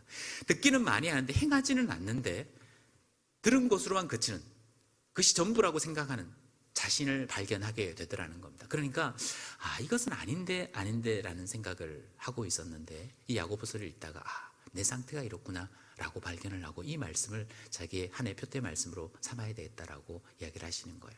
야고보서 1장을 잠깐 보겠습니다. 야고보서 1장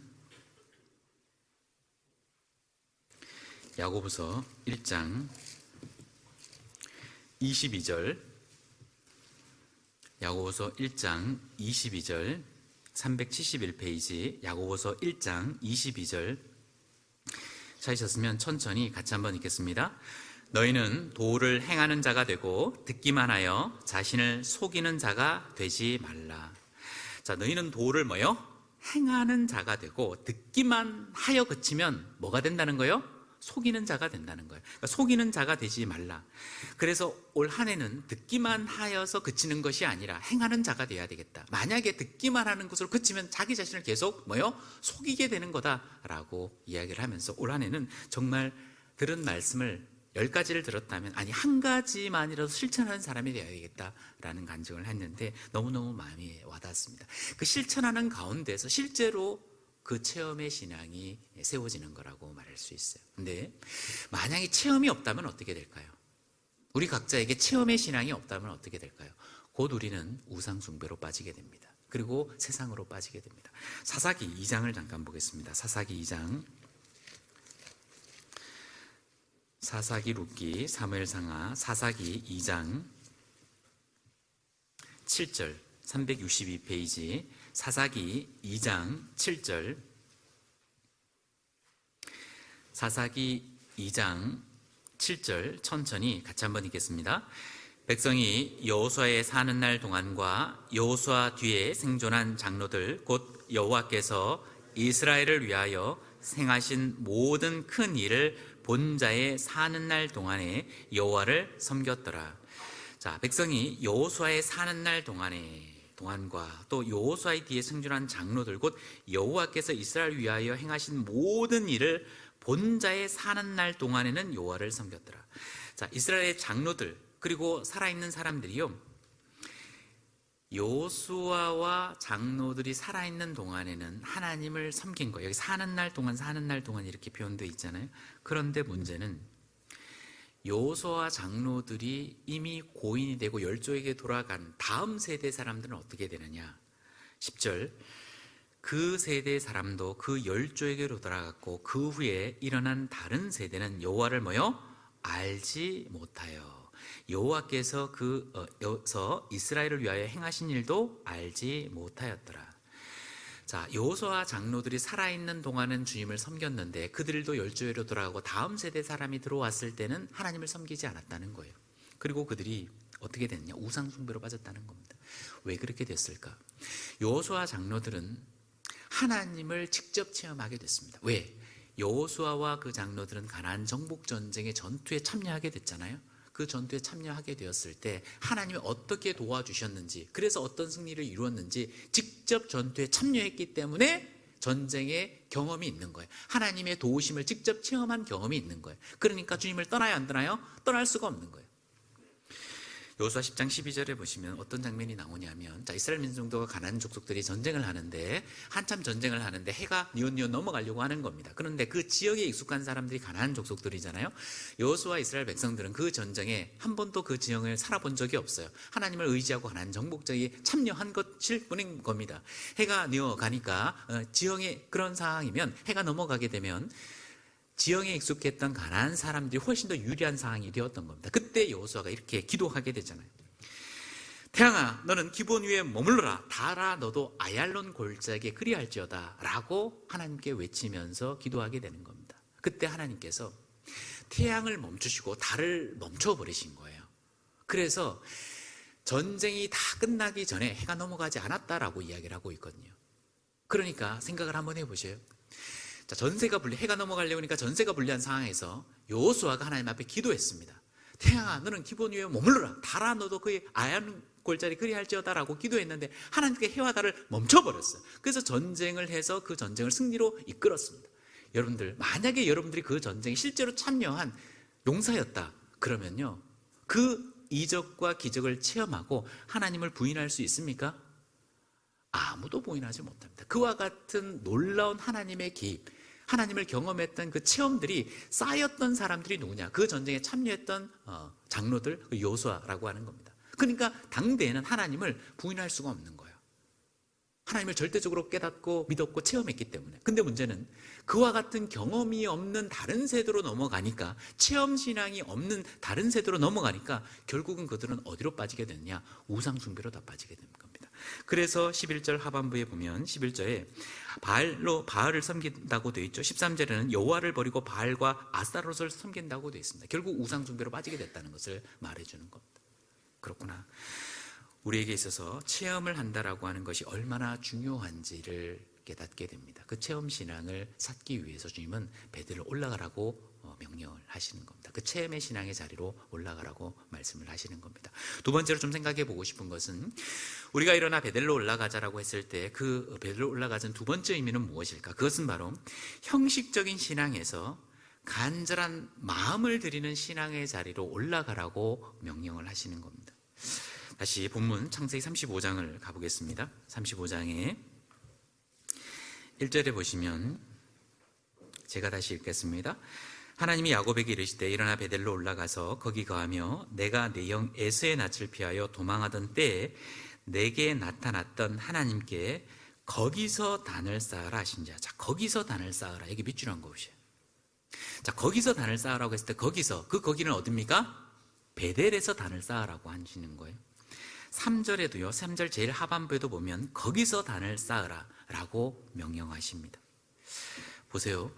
왜 주님은 거기서 베델에서 단을 쌓으라고 말씀을 하셨을까? 자, 세겜 땅에 그들이 머물고 있을 때 그렇게 명령하신 거거든요. 자, 세겜 땅에도 이미 야곱이 단을 쌓아서 하나님께 제사를 드렸어요, 안 드렸어요?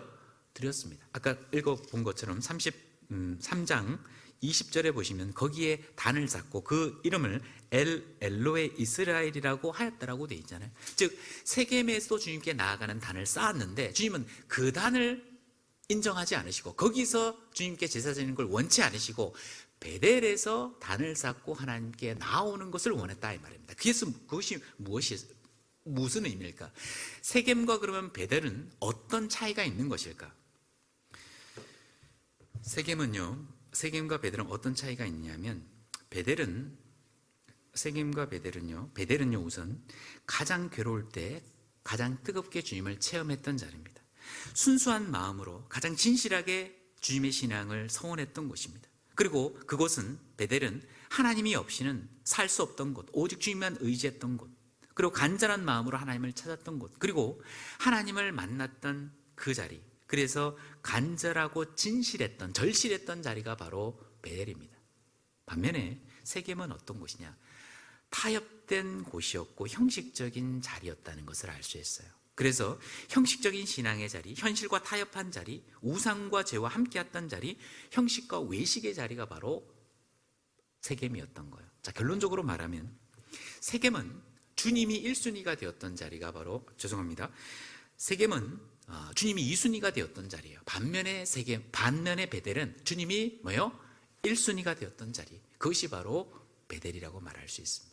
오직 주님만 바라봤던, 그리고 마음이 주님 앞에 가 있던 그 자리가 바로 베델이었어요. 반면에 세겜은 형식과 외식으로 주님을 섬긴다라고 하는 단은 있었고 섬기를 했긴 했지만, 그러나 진실한 마음이 들여진 자리는 아니었다는 것을 말해주는 거예요. 그래서 주님은 그 세겜에서의 제사를 원하지 않고 베델로 가서 거기서 단을 쌓으라고 말씀을 하시는 겁니다. 주님은 언제 우리를 만나주시고 우리와 교제하기를 원하시는 거냐?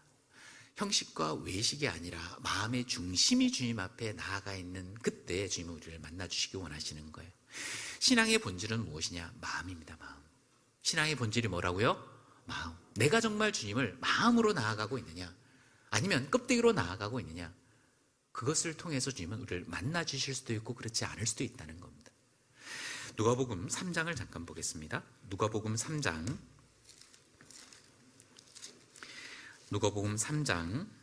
1절 2절, 누가복음 3장 1절 2절 천천히 같이 한번 읽겠습니다. 디베료 가이사가 위에 있은지 15해 곧 본디오 빌라도가 유대의 총독으로, 헤롯이 갈릴리의 분봉왕으로, 그 동생 빌립이 이두레와 드라고닛 지방의 분봉왕으로, 루사니아가 아벨레네의 분봉왕으로, 안나스와 가야바가 대제사장으로 있을 때에 하나님의 말씀이 빈들에서 사가랴의 아들 요한에게 임한지라. 잘 아시는 말씀이죠. 하나님의 말씀이 누구에게 임했느냐? 자, 2절 하반부에 보시면 하나님의 말씀이 빈들에 있는 사가랴의 아들 요한, 침례 요한을 말하는 거잖아요. 사도 요한이 아니라 침례 요한을 말하는 겁니다. 그에게 하나님이 임하셨다는 거예요. 자, 앞에 수많은 위정자들이 있고 권력자들이 있습니다. 1절에 디베료 가이사 황제죠. 그리고 15해에 그 본디오 빌라도가 이스라엘 다스리는 총독 빌라도였죠. 그리고 헤롯이 분봉왕으로 있었고, 그리고 동생 빌립이 이두리와 드라고네의 분봉왕으로 있었고, 또 2절에 안나스와 가야바 대제사장들입니다. 그들이 있었음에도 불구하고 하나님의 말씀은 빈들에 있는 누구에게? 침례 요한에게 하나님의 말씀이 임했다는 것을 알 수 있습니다. 다른 위정자들 또는 대제사장들, 형식과 외식으로는 대제사장들이 하나님을 섬긴다고 말을 하지만, 그러나 그 마음속에는 하나님이 없는 거예요. 그런데 이 세례 요한은 약대 트롯을 입고 메뚜기와 석청을 먹으면서 광야에서, 들판에서, 빈들에서 오직 주님께 집중하는 그 마음을 가지고 있었습니다. 그래서 하나님은 그 세례 요한에게 임하셔서 하나님의 말씀이 역사하셨다는 것을 알 수 있습니다. 주님은 누구를 만나주시느냐? 마음의 중심으로부터 주님을 만나기 원하는 사람, 마음이 주님께 들어가 있는 사람, 그 사람을 하나님이 만나주시는 거예요. 예수님이 땅에 초림하셨을 때 가장 먼저 천사들이 예수님의 탄생을 고지했던 사람들이 있습니다. 그들이 누구냐? 바로 베들레헴의 목동들이거든요. 그 베들레헴의 목동들에게 예수님이 탄생하셨다라고 알려주게 됐습니다. 왜 주님은 그 베들레헴의 목동들에게 그 예수님의 탄생 소식을 알려주게 되었을까? 그들의 마음이 오직 주님께로 향해 있었기 때문에 그렇습니다. 성경적으로 보면 베들레헴의 목동들은 예레미야 35장에 나와 있는 레갑 족속의 후손이었을 것이라고 많은 학자들은 보고 있습니다. 그 레갑 족속의 후손들은 어떤 사람들이냐면, 그 레갑의 후손들은 그 선조 요나답의 말씀을 유언처럼 받아들여서 하나님의 뜻을 순종했던 사람들이거든요. 그들의 후손이 바로 베들레헴의 목동이라고 보고 있는데, 그래서 그 선조의 유언을 받아서 포도주도 마시지 않고 또 집도 짓지 않고 포도원을 경작하지도 않고 오직 목자들 양을 치면서 메시아의 초림을 기다렸던 사람들이에요. 세상에 버타지 않고 오직 예수님의 초림을 기다렸던 그 사람, 마음이 주님께 나아가 있던 그 사람, 그에게 주님은 예수님의 탄생의 소식을 알려주셨다라고 하는 것을 알 수 있습니다. 그러니까 우리의 마음이 껍데기가 아니라 마음의 중심으로부터 주님께 나아가고 있느냐, 이건 너무너무 중요한 거예요. 신앙의 본질이 거기 있다고 할 수 있습니다. 그래서 껍데기가 아니라 마음이 주님께 들어가 있는 사람, 우스갯소리지만요, 이런 이야기가 있었습니다. 이런 이야기가 있습니다. 어떤 사람이 한국 사람인데 미국으로 여행을 갔습니다. 그래서 내륙에 여행을 한참 한 다음에 바닷가로 갔어요. 그래서 요트를 빌려서 이제 해안을 이제 여행하고 있었습니다. 아주 비싼 요트입니다. 그런데 한참 바다로 들어갔는데 그 요트 바닥에서 구멍이 난 거예요. 그러니까 배에 틈이 생겼으니까 물이 점점 들어오겠죠. 이 사람이 큰일 났습니다. 그래서 미국의 해양 경찰에게 SOS를 친 거예요. 살려달라고 SOS를 보낸 겁니다. 그러니까 해양 경찰이 이렇게 이야기를 했습니다. What is your position? 이렇게 물어봤습니다. What is your position? 이게 무슨 말이냐면, 포지션이라는 것이 위치를 말하는 건데, 사회적인 위치를 말하는 경우도 있고 또는 지리적인 위치를 말할 때도 있습니다. 그렇게 물어봤어요. 그러니까 그 배에 탔던 사람이 뭐라고 이야기했냐면, 제가 은행장입니다. 이렇게 물어보고 이렇게 이야기를 한 거예요. What is your position? 이라고 물어봤는데 제가 뭐라고요? 은행장입니다. 이렇게 대답을 한 거예요. 자, 그 사람이 왜 해양 경찰에게 SOS를 쳤느냐? 지금 배가 침몰할 위기에 있잖아요. 그래서 살려달라고 SOS를 쳤는데, 그래서 미국 해양 경찰이 물어본 거예요. 지금 당신의 위치가 어딥니까? 라고 물어보는데 그가 말하기를 제가 뭐라고요? 은행장입니다. 이렇게 대답했다 이 말입니다. 얼토당토하지 않은 이야기잖아요. 근데 문제는 우리가 그렇게 할 수 있다는 거예요. 자, 내가 봉사회장인데, 내가 어머니 회장인데, 내가 집사인데, 내가 목사인데, 내가 전도사인데, 내가 구원받은 지 20년이 됐는데, 내가 구원받은 지 30년이 되었는데 이와 같은 껍데기로 주님께 나아갈 수가 있다 이 말입니다. 주님은 그런 경우를 받아주지 않습니다. 토하여 내치십니다. 우리가 누굽니까? 우리는 구원받은 죄인에 불과한 겁니다. 껍데기를 벗고 1대1로 주님께 나아가는 마음이 필요한 거예요. 형제자매님 나아가는 것이 아니라 주님께로 나아가는 거잖아요. 그러니까 껍데기를 벗고 정말로 형식과 외식을 벗어버리고 주님께 나아가는 믿음, 그와 같은 믿음을 주님이 원하시는 거예요. 그 제사를 받아주시겠다고 말씀을 하시는 거예요. 창세기 5장에 사도행전 5장에 보면 아나니와 삽비라의 이야기가 나옵니다. 초대교회 때 많은 사람들이 자기의 소유를 다 팔고 농가 밭을 팔아서 사도들의 발 앞에 놓아 주게 되고, 그것을 복음을 위해서 헌신하면서 사용을 했던 모습을 보게 되잖아요.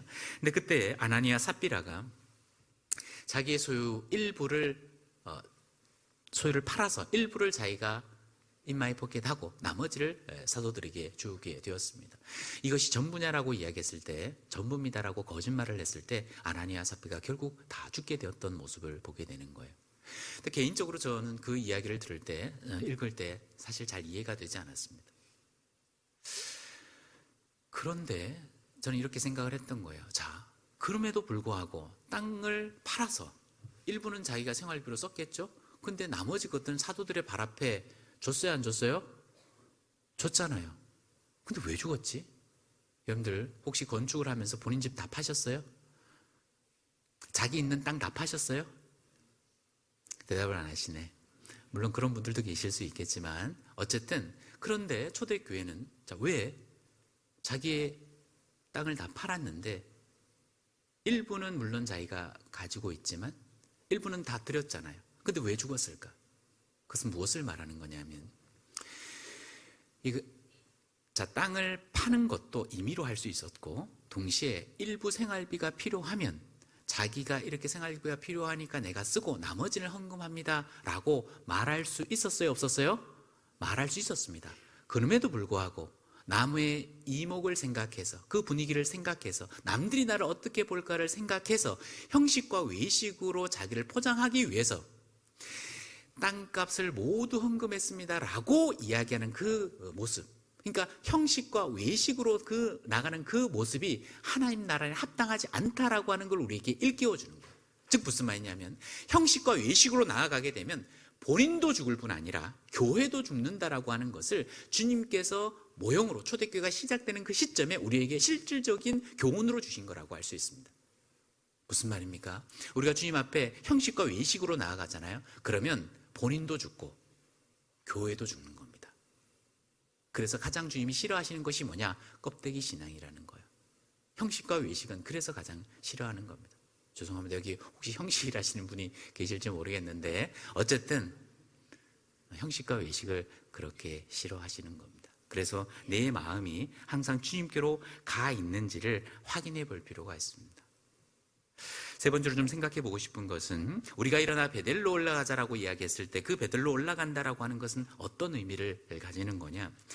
머물러 있는 신앙이 아니라 성장하는 신앙, 치고 올라가는 신앙, 진보의 신앙을 갖기를 주님이 원하신다는 거예요. 다시 창세기 35장을 보겠습니다. 35장 1절, 하나님이 야곱에게 이르시되 일어나 베델로 뭐라고요? 올라가서, 여기 올라가서의 밑줄을 한 거 보십시오. 자, 베델로 올라가라고 말씀을 하셨죠. 35장 3절에도 보시면 우리가 일어나 베델로 뭐요? 올라가자, 올라가자에도 밑줄 한번 그어봐 주십시오. 무슨 말이냐면 성경에 올라간다, 내려간다라고 하는 표현은 1차적으로는 그 지역이 실질적으로 지형도가 그렇게 생겼다는 것을 말해주는 겁니다. 그래서 내려간다라고 하는 것, 올라간다, 그 지형이 그렇게 생겨 있을 수 있어요. 다만 그러나 성경에서의 올라간다, 내려간다라고 하는 것은 영적인 신앙의 상태를 말하는 것도 되는 겁니다. 무슨 말이냐면 내려간다라고 했을 때는 지형도 물론 내려가는 것이지만 신앙도 침체되고 퇴보한다는 걸 말해주는 거예요. 누가복음 24장에 보면 엠마오로 두 제자가, 글로버와 한 제자가 낭망해서 엠마오로 뭐요? 내려갔다고 되어 있잖아요. 물론 예루살렘에서 엠마오로 내려가는 것은 내려가는 길입니다. 그러나 그들의 신앙 자체도 예수님을 따랐던 그 제자임에도 불구하고 예수님이 십자가에 죽으시는 그 상황 속에서 낭만과 절망을 가지고 그 고향 엠마오로 내려가고 있잖아요. 아브라함이 창세기 12장에 기근을 피해서 애굽으로 내려갔다고 표현하고 있습니다. 누가복음 10장에는 여리고로 내려가다가 강도를 만났다고 되어 있습니다. 아까 요나서에도 요나가 니느웨로 가야 되는데 그 하나님의 명령에 순종하지 않으므로 욥바로 내려갔고 다시스로 가는 배를 탔고 배 밑창으로 내려갔고 결국은 대풍이 일어나서 바다에 던져졌고 큰 물고기 뱃속까지 내려가는 모습을 볼 수 있습니다. 그러니까 요나의 신앙이 계속 내려가는 모습을 보게 되잖아요. 삼손도 딥나로 내려갔다고 되어 있습니다. 내려갔다. 아, 그렇구나. 그래서 주님은 머물러 있는 신앙이 아니라, 침체되어 있는 신앙이 아니라, 퇴보하는 신앙이 아니라 성장하고 진보하고 발전하는 신앙의 자리로 올라가라고 말씀을 하고 계시는 거예요.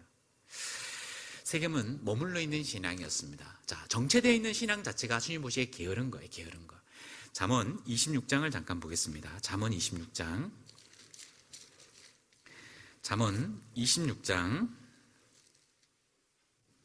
14절, 잠언 26장 14절 천천히 같이 한번 읽겠습니다. 문짝이 돌저기를 따라서 노는 것 같이 게으른 자는 침상에 구느니라. 자, 13절부터 16절까지는 게으른 자가 어떤 자인지를 여러 각도로 설명을 하고 있거든요. 13절에 게으른 자는 길에 사자가 있다, 거리에 사자가 있다 하느니라. 게으른 자는 길에 코로나가 있다, 거리에 코로나가 있다 하느니라. 게으른 자는 핑계대기 좋아한다는 겁니다. 14절, 문짝이 돌저기를 따라 도는 것 같이 게으른 자는 침상에 뭐요? 구느니라. 자, 문짝이 돌저기를 따라 돈다. 이 돌적이라는 말이 뭐냐면 경첩, 힌지를 말하는 거죠. 자, 문짝이 있습니다. 경첩을 중심으로 해서 왔다 갔다 하지 않냐 이 말입니다. 그런데 이 문짝은 이 궤들을 다른 곳으로 벗어나야 안 벗어나요? 벗어나지 않아요. 왔다 갔다 하지만 늘 그 자리에만 머물러 있는 거예요. 그것이 바로 뭐요? 게으른 거다 이 말입니다. 진보하지 않아요. 성장하지 않아요. 전체적으로 나아가지 않아요. 그것이 바로 게으른 것이다. 그래서 주님은 그것을 책망하신다고 말씀을 하시는 겁니다. 그래서 우리는 신앙 안에서 더욱 진보해야 됩니다. 디모데전서 4장 15절에도 너희 모든 일에 전심전력하여 너희 진보를 모든 사람에게 나타내라 라고 말씀을 하셨습니다. 더 진보해야 됩니다. 성막이 있습니까? 자, 번제단이 있습니다. 물두멍이 있습니다. 그리고 성소와 지성소가 있습니다. 자, 번제단에서 하나님의 진노, 심판, 하나님의 공의가 집행됩니다. 그리고 피가 흘려지고 하나님의 진노로서 불타는 그런 번제단이 있습니다. 예수님의 보혈을 깨달았습니다. 그리고 물두멍을 지나가게 됩니다. 구원받았으면 이제 성결한 삶, 거룩한 삶, 구별된 삶을 살기 위해서 노력하고 진보해야 됩니다. 그리고 성소로 지나가서 지성소로 들어가야 됩니다. 성소는 바로 제사장이 거기에서 늘 봉사하고 수고하는 자리입니다. 진설뼈 떡상이 있고, 그리고 7 촛대가 있고, 그리고 분향단이 있습니다. 아침마다 저녁마다 거기에서 봉사하고 수고하는 그 자리로 나아가야 됩니다. 그리고 더 나아가서 지성소로까지 나아가야 됩니다. 지성소는 주님 앞에 실질적인 제사가 드려지게 되잖아요. 피를 뿌리고 주님의 임재가 그 가운데 함께합니다. 그리고 주님의 마음까지를 이해하고 주님의 마음을 품고 또 은밀한 곳에서 더 깊은 곳에서 주님과 교제하는 그 자리까지 주님이 나오기를 원하시는 거예요. 번제단이 있으면 그 다음엔 성결한 삶으로, 구별된 삶으로 살아가기 위해서 더욱 진보해야 됩니다. 그리고 이제는 손님으로만 있는 것이 아니라 교회에 봉사하는 자리에까지 함께 나와야 됩니다. 교회는 손님이 없어요. 모두 주인의 자리잖아요. 그래서 와서 함께 봉사하는 자리까지 나아가야 됩니다. 그리고 더 나아가서는 주님과 친밀한 교제의 자리까지, 그리고 주님의 마음을 이해하는 데까지, 그리스도의 심장을 품고 그리스도 주님이시라면 어떤 마음을 가지고 행하실까라고, 그리고 주님과 친밀한 교제의 자리까지, 은밀한 자리에서도 주님을 만나는 그 자리까지 나아가기를 주님이 원하시는 거예요. 난 얼마나 진보하고 있고 성장하고 있을까? 한번 따라해 보겠습니다. 진보하지 않으면 죽는다. 같이 한번 따라해 보겠습니다. 진보하지 않으면 죽는다. 여러분들, 진보하지 않으면 죽습니다. 개인도 죽고 교회도 죽습니다. 보셔요.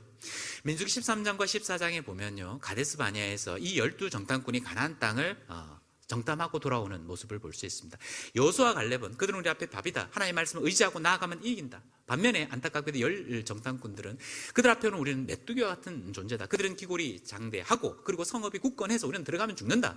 그들 앞에 우리는 메뚜기 같은 존재라서 들어가면 죽는다. 안타깝게도 이스라엘 백성들은 여호수아 갈렙의 이야기를 듣는 것이 아니라 이 10 정탐꾼의 이야기를 듣고 결국 낭망하고 절망하게 됐습니다. 그래서 가나안 땅으로 진격을 했어요, 못했어요? 못했습니다. 그래서 그들은 어떻게 됐죠? 다 죽었습니다. 광야 40년 동안 다 죽었습니다. 창세기 19장에 이 롯의 아내가 급한 가운데 이 두 천사가 그 소돔과 고모라에 들어가서 이 롯과 그의 아내 그리고 두 딸을 데리고 나왔습니다. 그 사위에게까지 이야기했지만 그 사위들은 농담으로 여겼습니다. 하늘에서 불과 요한이 내려와서 이 성을 덮는다고 말도 되지 않는다라고 생각을 했지만 실제로 그 역사가 일어나게 됐잖아요. 그런데 이 롯과 그 아내 그리고 두 딸이 나오는 가운데 롯의 처가 뒤를 돌아봄으로 소금 기둥이 되어버렸어요. 자, 보세요. 주님이 명령하신 그 소활성으로 나아가야 되는데, 진격해야 되는데, 나아가야 되는데 그쪽 방향으로 가지 않고 뒤돌아봄으로 말미암아 결국은 뭐가 되어버렸어요? 소금 기둥이 되어버렸습니다. 진보하지 않으면 죽습니다. 잠언 1장을 잠깐 보겠습니다. 잠언 1장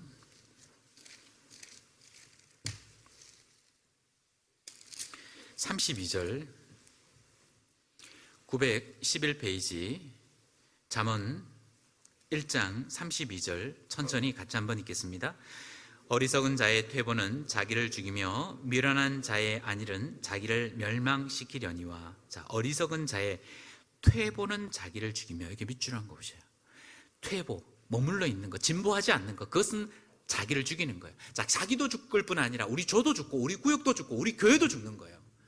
자, 우리 교회는 얼마나 성장하고 있느냐, 우리 구역은 작년 대비해서 얼마나 진보하고 있느냐, 우리 조는 한 해가 지나면 우리 조를 통해서 얼마나 많은 분들이 구원을 받고 있느냐, 나는 성장하고 있느냐, 나는 발전하고 있느냐, 나는 아니면 머물러 있느냐, 여러 관점으로 생각을 해볼 수 있지만 전도와 관점에서 한번 생각을 해보면, 한번 생각을 해보셔요. 자, 오늘 기점으로 해서 지난 1년간 나를 통해서 이 옆자리에 얼마나 많은 분들이 말씀을 들었는지를 뒤돌아보시면 좋겠습니다. 한 해 동안 우리가 얼마나 많은 집회를 합니까? 그런데 나를 통해서 옆자리에 이 말씀을 들은 분이 몇 명이 있는지 한번 뒤돌아볼 필요가 있습니다. 자, 제가 여쭙는 것은 나를 통해서 구원받고 옆자리에 앉아 있느냐 이걸 물어본 게 아니고 나를 통해서 옆자리에서 몇 분이 말씀을 들었는지를 한번 뒤돌아보자는 겁니다. 여러분들, 구원을 받는 것, 교제에 앉아가는 것, 그것은요 자기도 구원받기를 원해야 될 뿐 아니라 하나님도 도와주셔야 되는 겁니다. 그렇지 않아요? 자, 그런데 그것은 주님도 도와주실 뿐 아니라 그분의 마음도 필요한 거예요. 자, 그러나 집회가 있는데 옆에 자리에 한 사람을 앉히는 것, 일주일을 말하는 게 아니라 하루라도 말씀 앞에 앉히는 것, 그것은 제가 할 수 있는 거예요, 없는 거예요? 대답을 안 하시네요. 자, 대집회가 있습니다. 대집회가 있는데 정말 간절한 마음으로 매달리고 찾아가고 강권하고 마음을 들이고 물질을 투자하고 그리고 좋은 관계를 맺기 위해서 애를 쓰고 강권하고 하면 정말 하루는 내 옆자리에 말씀을 듣게끔 할 수 있어요, 없어요? 있죠, 당연히. 그것은 양심이 압니다. 그분은 일주일 다 듣게 한다라고 한다든지 구원을 받게 한다든지 안착하게 한다든지 그 말씀을 드리는 게 아니에요. 내가 정말로 노력하면 그분은 내 옆자리 하루라도 말씀 앞에 있게 할 수 있는데, 문제는 지난 1년 동안 수많은 집회가 있는데 나를 통해서 하루라도 다른 영혼들이 옆에 말씀을 들은 적이 없다. 그 말은 나는 너무너무 게으르다는 걸 말해주는 거예요. 영적으로 침체되어 있다는 걸 말해주는 거예요. 나는 진보하지 않고 머물러 있다는 걸 말해주는 거예요. 그러면 어떻게 되느냐? 나도 죽습니다. 우리 구역도 죽습니다. 우리 교회도 죽습니다. 진보하지 않으면 어떻게 된다고요? 죽습니다. 정말로 나는 머물러 있는 건가? 진보하고 있는 건가? 생각해 볼 필요가 있습니다. 베들로 올라가라고 말씀을 하시잖아요. 성장하고 있는지 스스로 자문해 보라고 말씀을 하시는 거잖아요. 또한 주님께서 우리에게 베들로 올라가라고 이야기를 하셨을 때 그 올라간다라는 의미가 무엇일까? 그것은 바로 세속적인 문화로부터 구별되는 곳, 성별되는 곳으로 올라가라고 말씀을 하시는 거예요. 세속화를 경계하라고 말씀을 하시는 거예요. 창세기 35장을 다시 한번 보겠습니다. 35장 2절, 35장 2절 같이 한번 읽겠습니다. 야곱이 이에 자기 집 사람과 자기와 함께한 모든 자에게 이르되 너희 중에 이방 신상을 버리고 자신을 정결케 하고 의복을 바꾸라. 자, 35장 하반부에 보시면요. 자, 너희 중에 이방 신상을 버리고 자신을 깨끗케 하고 정결케 하고 의복을 바꾸라. 자, 이 말은 야곱이 그 가족들과 함께 세겜에 머물 때 본인도 의식하지 못했지만 그때 당시에 요 하나님을 정확하게 알고 있는 사람은 아브라함과 이삭과 야곱 그 집안밖에 없었거든요. 모든 사람은 우상숭배에 빠지고 있는 그 상황 속에서 하나님을, 유일신 하나님을 정확하게 아는 집안은 그 집안밖에 없는데 그 집안 사람들도 세겜에 머물러 있으니까 그 우상을 섬기고 세속적인 문화가 집안에 들어왔다는 거예요, 안 들어왔다는 거예요?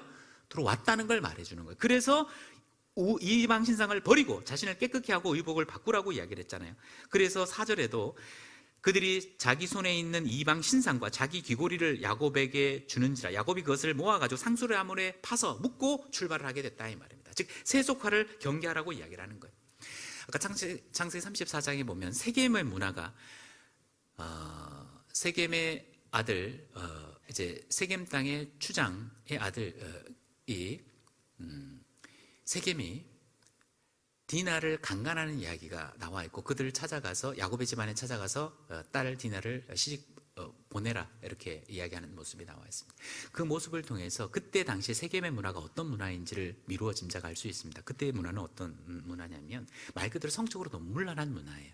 그러니까 그 급간이 이루어졌던 거죠. 두 번째는 죄에 대해서 너무나 무감각한 문화였습니다. 무슨 말이냐면 이 세겜이요, 추장 세겜이 야곱의 집에 와서 디나를 달라고만 이야기하지 죄송합니다, 그런 나쁜 짓을 행한 것에서 용서해 주십시오라고 비는 말씀이 하나도 없어요. 자기의 죄에 대해서 전혀 무감각합니다. 그리고 물질 만능주의 문화였다는 것을 알 수 있습니다. 무슨 말이냐면 디나를 달라, 다만 내가 그것에 대해 상응하는 돈을 주겠다, 황금을 줄 테니까, 돈을 줄 테니까 디나를 달라, 돈만 있으면 모든 문제가 해결될 수 있다라고 하는 생각을 가지고 있는 물질 만능주의 문화 속에서 있었습니다. 그리고 이기적인 문화였죠. 그러니까 그 세겜 땅의 문화가 본인도 모르게 야곱의 집안에 들어왔다는 것을 알 수 있습니다. 근데 그 문화가 우리 시대 문화 아닙니까? 우리 시대 문화. 그 세겜의 문화가 곧 우리 시대 문화입니다. 그러니까 이 세상 속에 사는 가운데 나도 모르게 이 세상적인 문화가 나의 마음속에 또는 우리 가족 속에도 다 들어와 있을 수 있다는 겁니다. 그것을 배척하지 않으면, 노력해서 억지로라도 또 염두에 두면서 항상 의식하면서 거리를 두지 않으면 나도 모르게 그 세속적인 문화가 내 속에 들어와서 결국은 멸문지화가 될 수 있는 상황까지 나아갈 수 있다는 거예요. 그래서 주님은 우리에게 세상과 구별하라고 말씀을 하시는 겁니다. 창세기 6장을 잠깐 보겠습니다.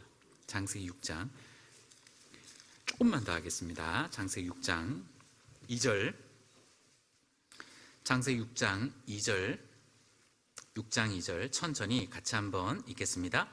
하나님의 아들들이 사람의 딸들의 아름다움을 보고 자기들이 좋아하는 모든 자로 아내를 삼는지라. 자, 창세기 6장은 우리가 잘 아는 것처럼 노아 홍수 사건이 일어났던 이유를 설명하고 있어요. 자, 하나님이 왜 이 세상을 심판하셨을까요? 심판하신 이유가 뭘까요? 세상의 죄가 관영해서. 자, 전도집회 때 우리가 그렇게 배우지 않습니까? 물론 그거 맞습니다. 자, 그러나 근본적인 이유를 이야기하고 있어요. 무슨 말이냐면 하나님께서 이 세상을 물론 심판하신 이유는 무엇이냐면 이 세상의 죄가 관영했기 때문에 심판한다. 물론 맞습니다. 그러나 더 근본적인 이유가 있어요. 이 세상 하나님을 믿지 않는 사람의 죄가 관영해서 하나님은 이 세상을 심판하신 게 아니라 하나님의 아들들이 사람의 딸들의 아름다움을 보고 자기가 원하는 대로 아내를 삼았기 때문에 결국은 세상을 심판하신 거예요. 여기서 하나님의 아들들은 누구고 사람의 딸들은 누굴까요? 여기 하나님의 아들들은 누굴까요? 밑줄 그으시고 셋의 후손이라고 좀 써주세요. 그 다음에 사람의 딸들이라고 좀 밑줄 그으시고 가인의 후손이라고 좀 써주십시오. 자, 이 셋의 후손들은 하나님의 아담과 하와 이후에 가인과 아벨이 있었지 않습니까? 가인은 동산물로 제사를 드렸고 아벨은 장에 기름과 짐승을 죽이고 그리고 기름으로 제사를 지냈잖아요. 하나님께서 가인의 제사를 받지 아니하시고 아벨의 제사를 받았습니다. 그래서 가인이 아벨을 돌로 쳐 죽였어요. 그래서 아벨 대신에 하나님은 셋을 주셨고 셋이 하나님의 이름을 불렀어요. 그 셋의 후손들이 하나님의 아들들입니다. 그리고 가인의 후손, 사람의 아들들은 가인의 후손이라고 할 수 있어요. 자, 그러면 노아 홍수의 당시에 구원받은 사람은 몇 명일까요?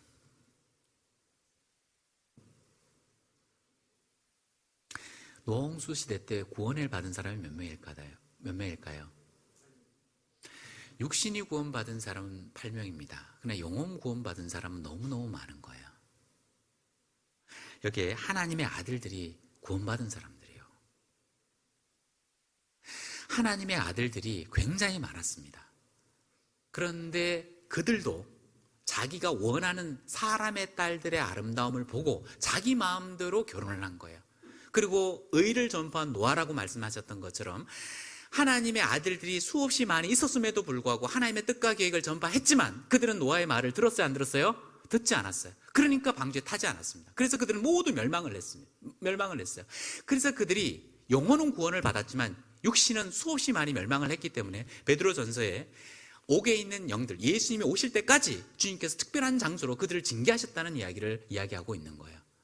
결론적으로 말하면 하나님은 이 세상을 왜 심판하셨느냐? 그 이유는 세상 사람들이 죄가 많아서 심판했다라기보다는 물론 그것도 이유가 있지만 근본적으로는 하나님의 최후의 보루였던 구원받은 그리스도인들도 세상과 짝해서 자기 마음대로 살아가고 있는 거예요. 더 이상 희망이 있어요, 없어요? 없어요. 그래서 하나님이 이 세상을 멸망시킨 겁니다. 주님이 재림하실 때도 마찬가지예요. 주님이 왜 이 땅에 재림하셨느냐? 라오디게아 교회 요한계시록 2장과 3장에 에서보두 사빌라 마지막 교회가 라오디게아 교회이지 않습니까? 이 라오디게아를 끝으로 하나님은 교회 역사를 이제 멈추시고 4장 1절 올라오라 해서 교회 휴거가 이루어집니다.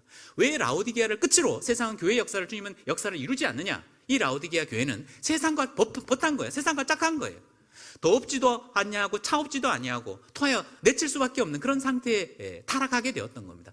라오디게아 교회니까 구원을 받은 무리지 않습니까? 그런데 세상과 구별된 것이 하나도 없어요. 더 이상 주님 보시기에 희망이 있어요, 없어요? 주님이 이 세상 구원받지 않은 사람에게 희망을 거는 것이 아니에요. 구원받은 그리스도인들, 그리고 주님을 아는 사람들, 주님의 마음까지도 헤아리는 사람들이 우리인데 우리가 주님 앞에 똑바로 구별돼서 살아가지 않아요. 그러니까 하나님 보실 때 더 이상 이 세상을 존속시킬 이유가 있어요, 없어요? 없어요. 그래서 하나님은 세상을 끝내시는 겁니다. 아, 그렇구나.